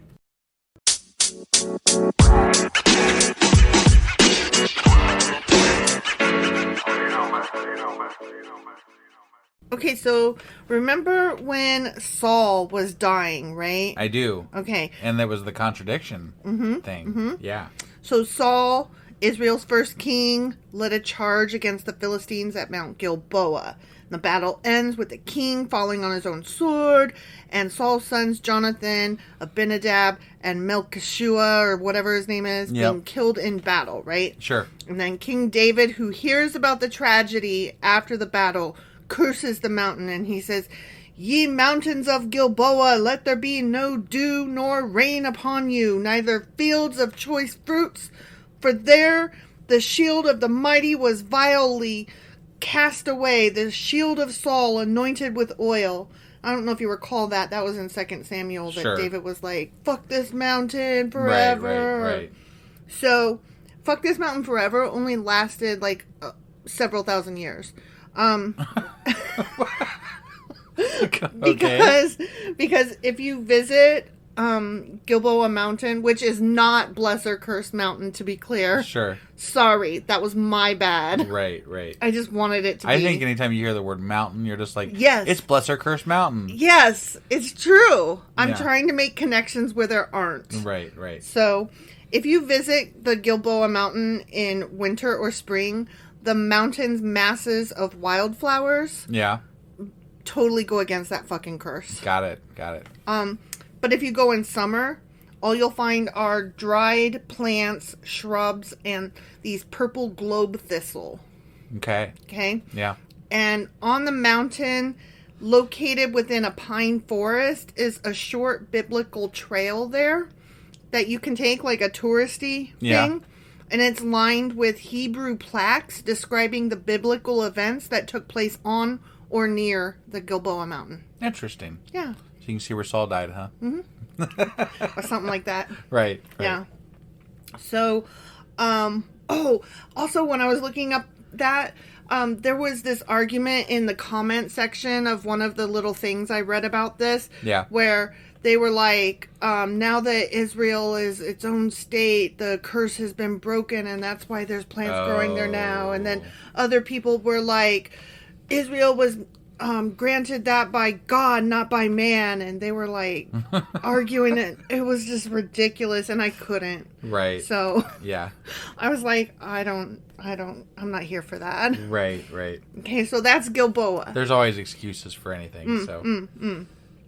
Okay, so I wanted to better understand what was happening and all these names and shit. Yeah. So I'm going to go through this like brief thing real quick, okay? Names? No. No. Okay. So the chronicler, the author, starts with Adam, right? He's the first man. And then goes through Noah, the story of the ark, and he's the guy that God made a promise to. Yeah. Okay. Then Abraham, with whom God made a covenant. Right. And then Jacob, whose sons would go on to form the 12 tribes of Israel. Sure. Which is the backbone of Jewish history and culture. Right. Okay. Noah's sons make up the people of some of Israel's enemies, like Ham is the father of the Canaanites and the Philistines, for example. Right. Okay. Noah's other son, Shem, is the great times 100 whatever grandfather of Abraham. Right. And that's like all those names and stuff, they fit in there. Yeah. And then Abraham's son Isaac has a son named Jacob, aka Israel. Right. Okay. Yep. So then Jacob's son Judah has a son named Perez, who is the many greats ancestor of Boaz, who married Ruth. Like, yes, that Ruth, the book of Ruth. Ah. I did not realize that that she was married to that guy and that guy was related to Judah. Yeah. So Boaz and Ruth's great-grandson David becomes a king of the Jewish people. There it is. David had a ton of wives and a ton of sons, the most famous of which was Solomon, who had even more wives and Don't sons. forget, David danced naked, too. Oh, he did. He was swinging that ding-dong left and right. Yep. So, okay, going back to Jacob, though, his son Levi was great-grandfather to Aaron, Moses, and Miriam. Okay. See, I didn't understand all these connections. Right. It'd be nice if they drew the connections in some and sort of a... skipped the unimportant people. Right, Like, right. I don't need the chain. Give me the short version. Yeah. So, yeah, I thought this was, like, this helps make it a little more succinct. Right? Yeah. So Moses led the Exodus. Aaron and his sons were in charge of the tabernacle. And even after the Israelites settled in the Promised Land and Solomon built the first temple in Jerusalem, the descendants of Levi were still in charge of many holy functions, as we know. Sure. Okay? Yep. So, another of Jacob's sons, Ephraim, he's the ancestor of Joshua. Okay. Who led the Israelites into the Promised Land after Moses died. Right. And then his son, Benjamin, Jacob's son, Benjamin, had a lot of kids, the most famous of which is his descendant, Saul. Okay. Who became the first king of Israel. And I remember that actually. They brought him from the land of Benjamin, which they didn't say he was like Benjamin's descendant, but right, you know. Yeah, I didn't connect that all of these people are descendants of fucking Jacob. But then again, so at some level, like we were going over this in the Asimov book too. The tribes like Benjamin and stuff like that, right? Mm-hmm. When they're talking about these people in the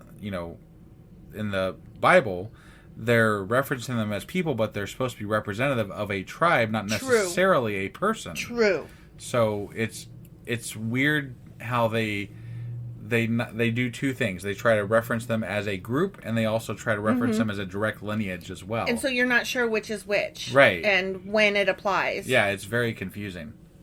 And so Saul also had a son named Jonathan, who was David's best friend. Right. Was the end of that. Yeah, something. Yeah. Oh, he was something. I still say they were lovers. They were too close. Right, you know? right. Just too close to each other. Yeah.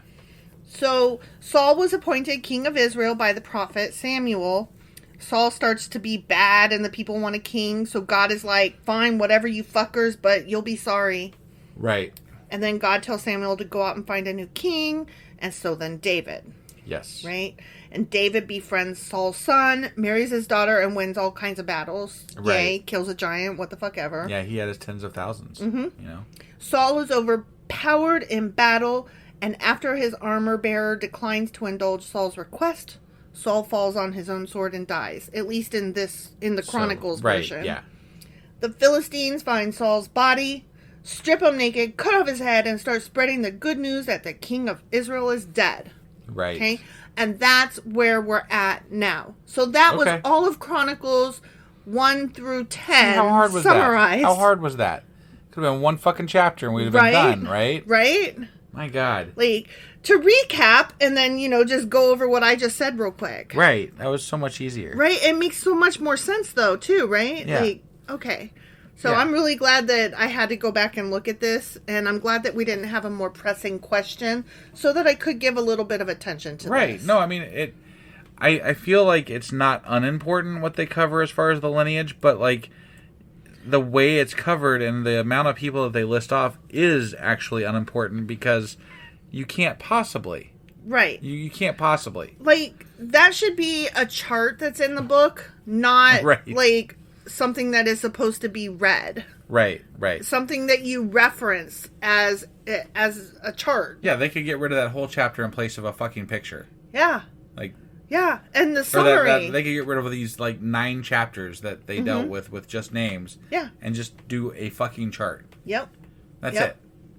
Yeah, actually, I don't know if you recall, but early on, when we started talking about Noah and all of his people, I had printed out like all of the tribes of Jacob thing.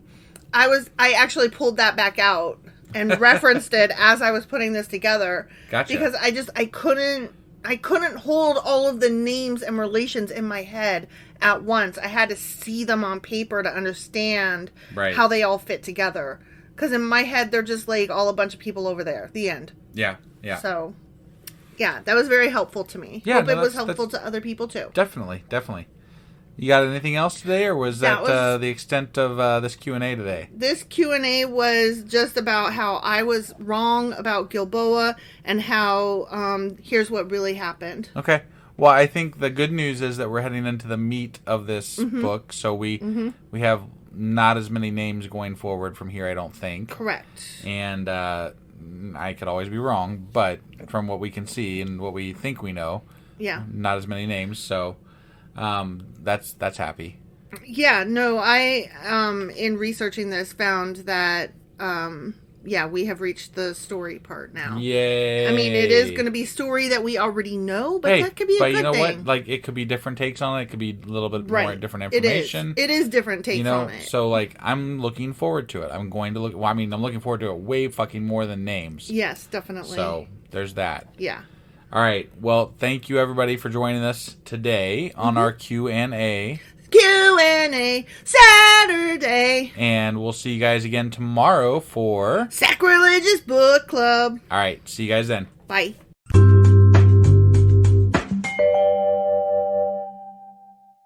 Husband. Wife. Do you know what today is? I do. It's Sacrilegious Book Club. That's right. And late. And late. Yeah. It's my fault. Sorry. I was very busy this last week, and I did not finish up on time, so it's but here we are. On the correct day. Same day. Correct day. Just late. Yeah. So. Sorry. I'm less sorry than wife is sorry. I'm very sorry to my husband, who is being funny now but was mad at me. And I'm very sorry to the listeners. And I'm very sorry to the algorithm. May it ever forgive me with its mathematical blessings. Right. Etc. Yeah. All right. So we are doing the book club today. And what are we going over? We are discussing the book of Joshua.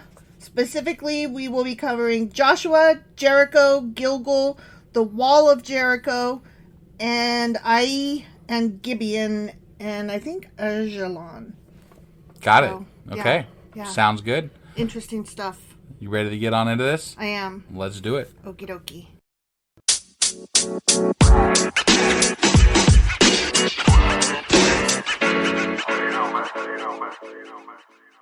Okay, so if you are a Patreon supporter... You already know this. Yeah, you are already aware that this conversation was coming. Because why? Because our Patreon members are...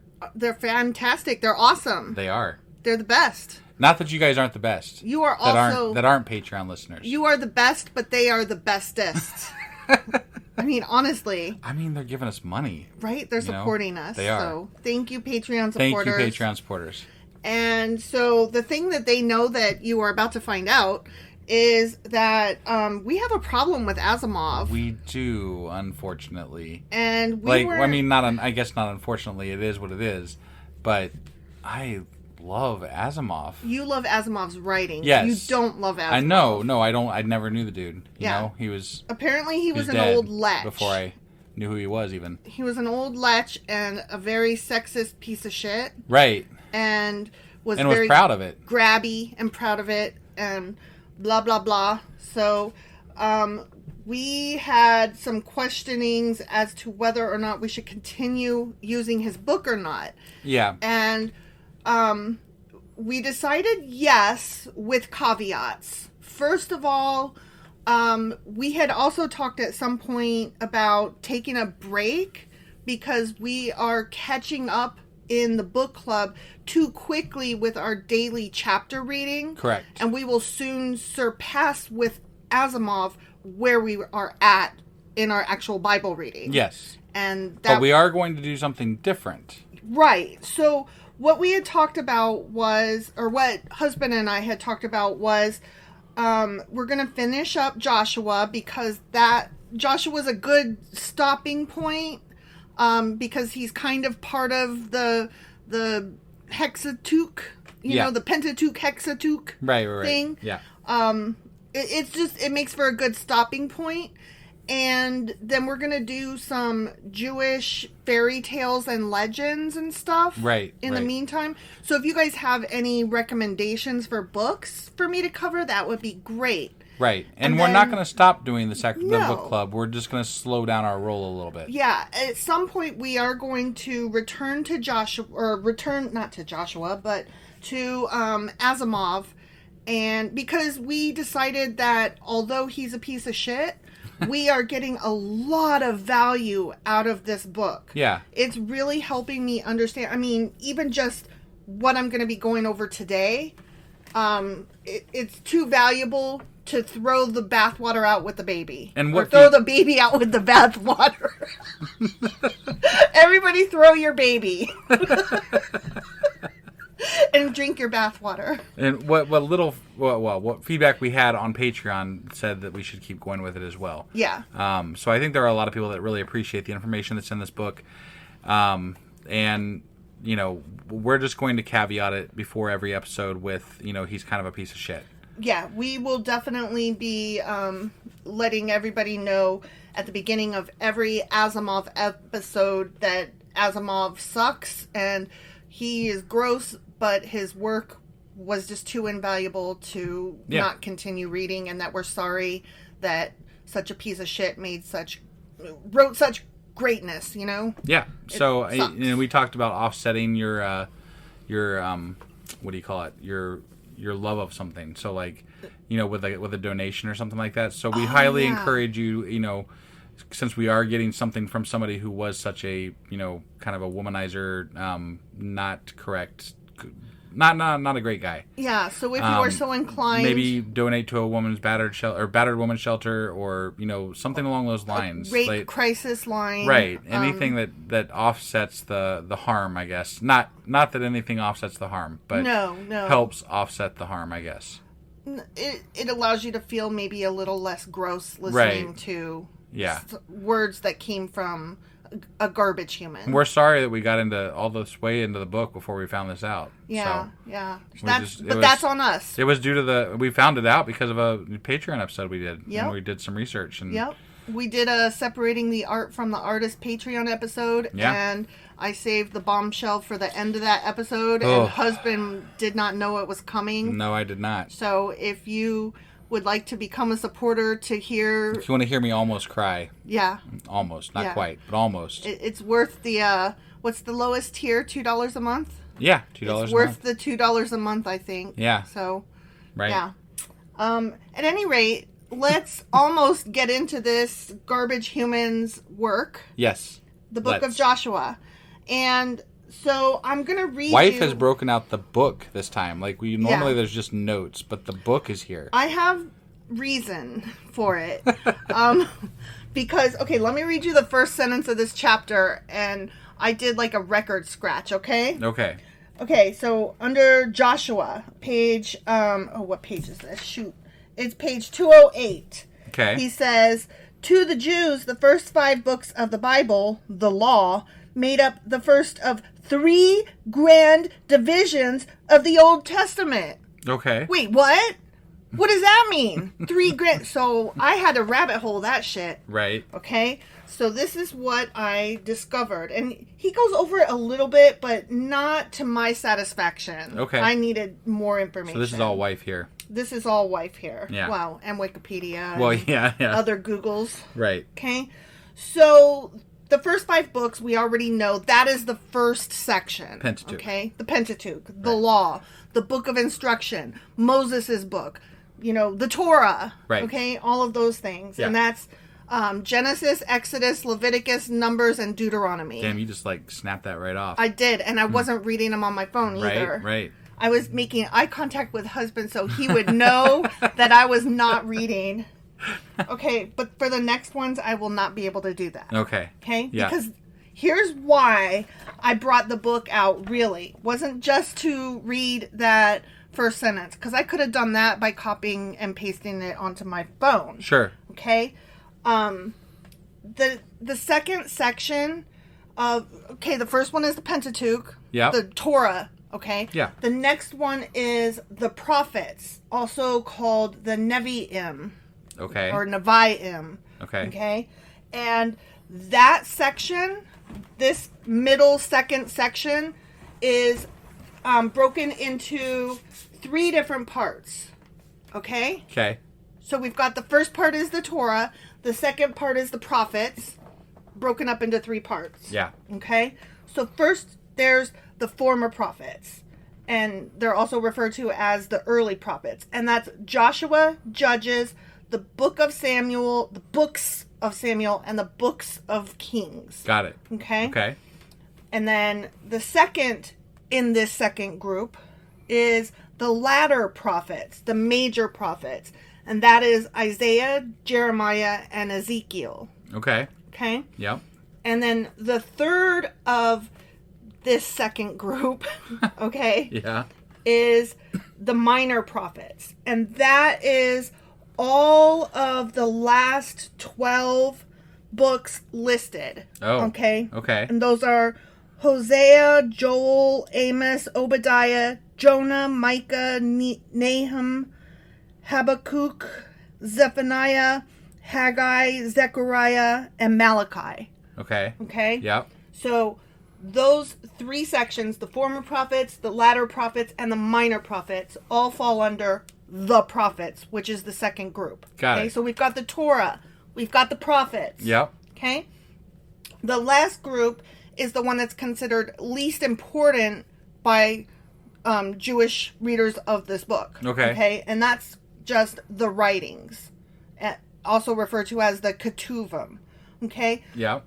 It too is broken into a couple sections here. Okay. Yep. First, we've got poetry and wisdom, which consists of Psalms, Proverbs, and the Book of Job. Sure. Okay. Okay. The next group is the 5 Magallot, something. It means the 5 scrolls. Okay. Okay. And they were actually one piece of writing. Got it. Okay. And that's why they're like listed together. Okay. Ruth. So we've already read one of these. Okay. The Book of Ruth, Esther, Ecclesiastes, the Song of Solomon, which is also referred to sometimes as the Song of Songs. Wait, the Song of Solomon was in one of the books that we've read already, correct? Or is that a separate It's something book? different. Okay. It's its own book. Oh, okay, okay. All right. Because, again, it's sometimes called the Song of Songs. Got it. It just depends on what Bible you're reading. Okay. And Lamentations. Got it. Okay? And then the third of the writings are 1st and 2nd Chronicles. So we are literally currently reading the least important of the Bible. Got it. Okay? Got it. I mean, we get the worst first. Get the worst out first. Sure. You know? So the books of Chronicles, Ezra, Nehemiah, and Daniel. Okay. Okay? Yep. So just to recap, the Bible is broken into 3 parts, and they go in order of importance. The most important, obviously, is the Torah, which is the law. The next one is the prophets, which is broken into 3 sections. Okay. And the writings, which is also broken into 3 sections, you can call it. Sure. And the writings are the least important. Okay. Okay? Yep. So I wrote this. Anyways, moving on. Asimov says, the Israelite army under unified leadership is pictured as conquering the entire land in a brilliant set of campaigns. Right, but that's not true. Actually, he continues, as would appear from other evidence in the Bible itself, the conquest was far more disorganized, gradual, and imperfect than that. You think? Yeah. Yeah. Right. So next we come to Jericho. And we know what he did there, right? The walls, they came a-tumbling down. Yeah, they did. Mm-hmm. So Jericho is on page 210. Okay. And the book of Joshua itself starts up right after Moses goes belly up. Right. So Moses dies, and then we start with Joshua. Boom. And he takes over. Yep. Okay, Joshua ben Nun gets promoted to commander-in-chief. Mm-hmm. All right? Yep. Then he prepares to attack Canaan by sending 2 spies into Jericho. Yeah. Do you remember that? I do. And they got held up in the whore's house. The whore's house. Yeah. Yeah. So this is what Asimov says. Okay? Yep. Jericho is a very ancient populated site, and there are signs of a town having existed there prior to 5000 BCE. Wow. The city faced by Joshua may have been the 3rd located on that site. Damn. The first 2 each having in its own turn been destroyed. Got it. Okay? And then, though the city was well fortified, which it was, right, the spies, quote, discovered morale within the town to be disastrously low. They had no trouble finding refuge with a harlot, he says, named Rahab, who was willing to betray the town in exchange for safety during the inevitable sack. Right, so they knew shit was coming down. Mm-hmm. Yeah. They knew it was coming, right. even though their city was well fortified. Right. Okay, so next we come to the section called Gilgal, which is on page 211. Okay. Okay. Joshua chapter 4, verses 19 and 20 reads, "And the people encamped in Gilgal in the east border of Jericho. And those 12 stones which they took out of the Jordan did Joshua pitch in Gilgal." So, like, what the fuck is Gilgal, right? Right. Okay. A Gilgal is a circle of stones, literally. Okay. Okay, and Asimov says, a circle of large stones had religious significance to the men of the Stone Age. The most famous and largest such circle still surviving, at least in part. Right. Do you know? No. Large circle of stones. Stonehenge? Yes. Oh, okay. Stonehenge in England, yes. Got it. Okay. And he continues saying the fact that Joshua ordered that 12 stones be taken up from the temporarily dry bed of the Jordan, because remember he caused it to split so that he could walk through it. Right. Okay, and then picked up 12 stones, right? Yep. So just because he did that and picked up 12 stones does not necessarily reflect the 12 tribes of Israel, but may instead have related to the 12 months of the year, which would have held enormous significance to an agricultural society. Okay. Think about Stonehenge. We've decided that it was a calendar of sorts, right? Right. And so these 12 tribes and 12 stones, they may be more calendar than religion, but then again, calendar and religion seem to go hand in hand. Right. So, I mean, even with the 12 tribes, that could also still go back. Like that could be part of a calendar type reference at some level, too. Exactly. So I'm going to take a little bit of issue with him there and say... And that's just conjecture from me and you. So, but still, it seems a little... Like, 12 is definitely a number that they utilize again and again and again, whether it's for tribes or for whatever, but maybe it's a combination. They were aware of the change of seasons and the fact that there were 12 months to a year to circle the sun. Right. So 12 would have been a significant number to them regardless. Yeah. So I can see that. The next section is the wall, not... Trump's wall, but the wall, and then in parentheses, of Jericho. Right. That wall. Yeah, that one. Okay.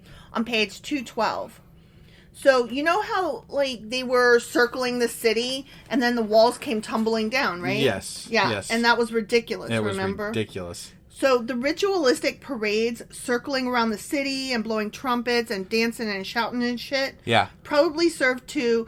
quote, dishearten the city's defenders, as well as to cover the sight and sound of Joshua's men slowly undermining the city's walls. Got it. So they were like, don't look at us, like, digging into the ground and, making your walls fall down. Now, this may be me putting something that I saw on Twitter in here, but... I thought I understood that the walls had actually gone down in like an earthquake like hundreds of years prior to this incident. There is conjecture of that, but no proof. But regardless, why would these guys be just dancing and singing and blowing horns around the city? Right. Like, it just doesn't make sense. Yeah. And they're like, the walls are totally going to fall. And then they just do, like, right at the correct moment. Right. Like, unless they could totally predict when... the earthquake was coming.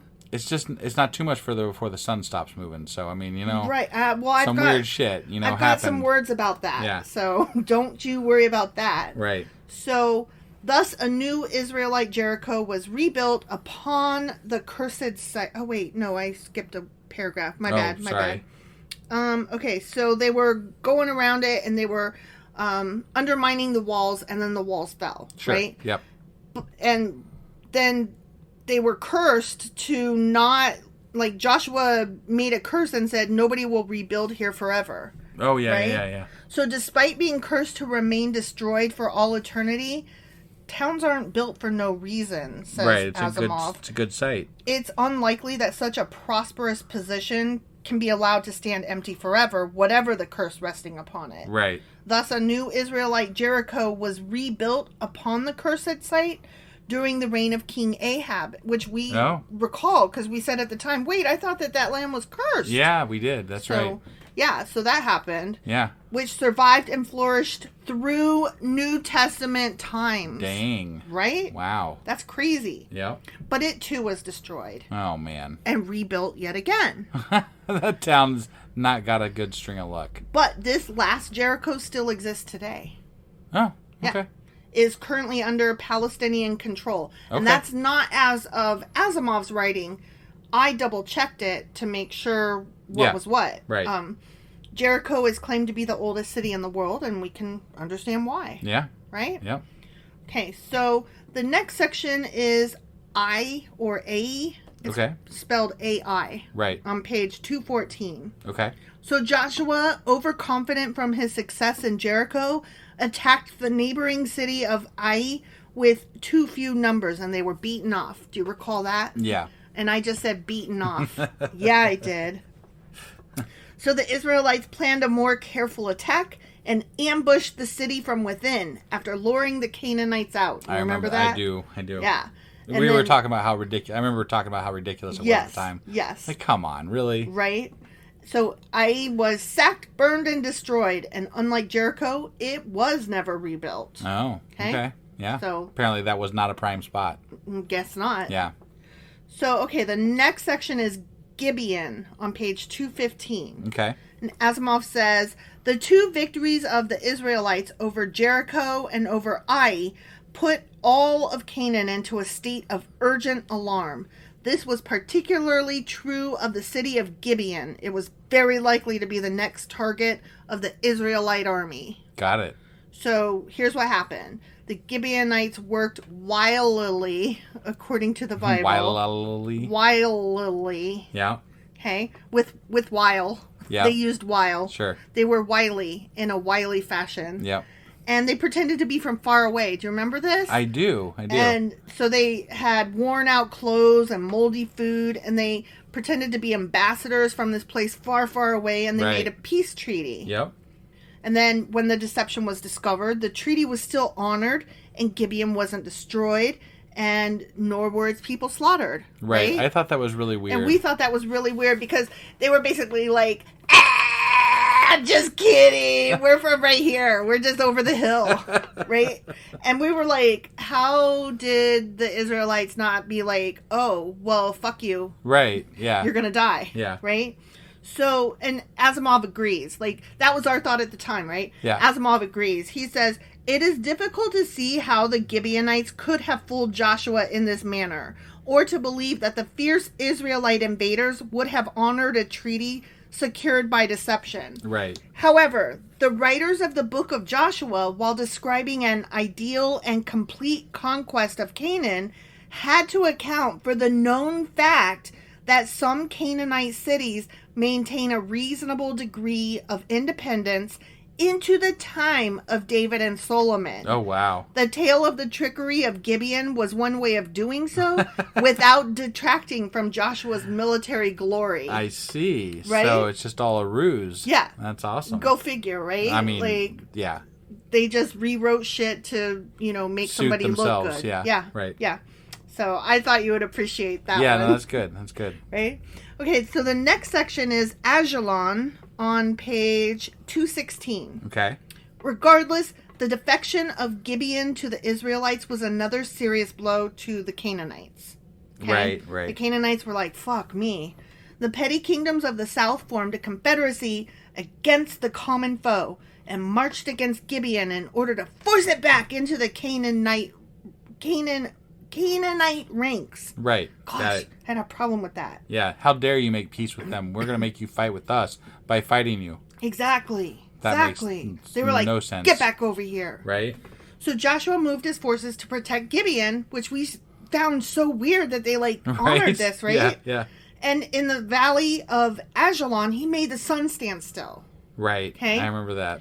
I love this. Asimov says, men used these verses 25 centuries after the time of Joshua to fight the Copernican theory that the sun stood still and the earth moved about it. Oh my God. After all, if Joshua has to order the sun, stand thou still, it must imply that ordinarily the sun is moving. I'm surprised we haven't heard that argument from Tucker Carlson lately. Right? Or somebody like that, you know? Yeah. Like, I mean, some of the shit that we're seeing now is just absurd. The anti-science nonsense. Yeah, it's insane. Yeah, I just thought, so the writers were using what was happening to them in their day. Yeah. They were using that to shape the story of centuries before that. What you're saying to me, I think, is that basically the Bible has always inspired Fox News type thinking. Yes. That's awesome. Yes, that is correct. Anti-science bullshittery. Right. Yes. All right. Yeah. But that really helped, like, knowing what else was happening in the world at that time that it was being written really helps put it into context. Right. I just can't imagine getting up and arguing with a scientist who has spent, a lifetime observing the behaviors of celestial entities, and saying, no, but this book from like 3,000 years ago, though. Right? Like, what? Like, get the fuck off the stage, man. Have you read it, and have you actually, like, compared it to what was happening at the time? Right. Because I'm not saying I've read it. I'm only just now reading it. Right, but like, we're reading it, and it's ridiculous. Yeah. Like, the book is ridiculous. It is. It's absurd. But that's what I'm saying. Like, the mildest amount of research lets you know what was happening at the time it was written. Right. The various parts. And you could say, oh, yeah, that makes sense. Yeah, this is shit. Right. This is bullshit. Yeah. Not God's word. Man's word. Man's a liar. Right. So, there you have it. Yeah. Fucking proof. Using it as proof. I know. That bothers me. I know. So next week, we will finish up the book of Joshua, and with that, we will take a break from Asimov.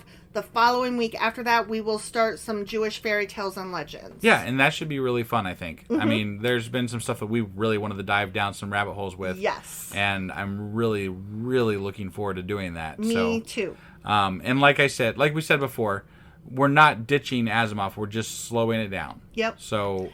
And I think it's good to take a grace period to reflect on the fact that we've been venerating such a horrible human. Yeah, that too. Definitely don't want to, forget that that's part of the reason we're kind of chose this moment to slow down too. Mm-hmm. But at the same time, we are going to stick with it. We are going to finish it. Yep. And I don't want to put an exact time frame as to when we'll be doing the next one after we get done with Joshua, but maybe once a month, maybe once every couple of months. I don't know.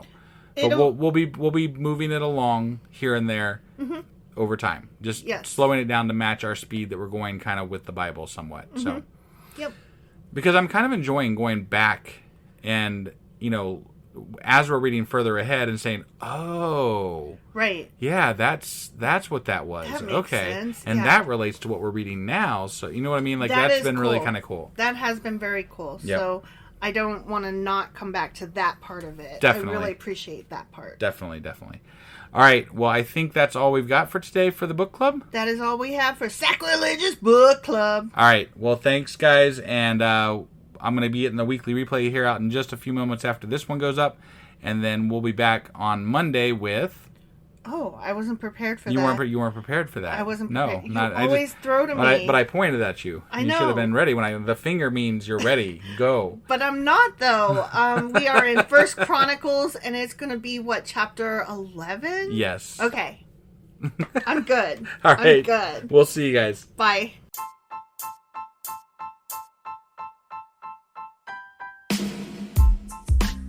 Hey, wife. I guess that's the end? But husband, that's just sad. It doesn't have to be. We are on lots of social media platforms like Twitter. Our handle there is sacrilegious_D. For D's nuts. Oh my God. Stop doing that. Anyway, we're also on Facebook, Instagram, and Pinterest. There's a link to all of our social media sites at our website.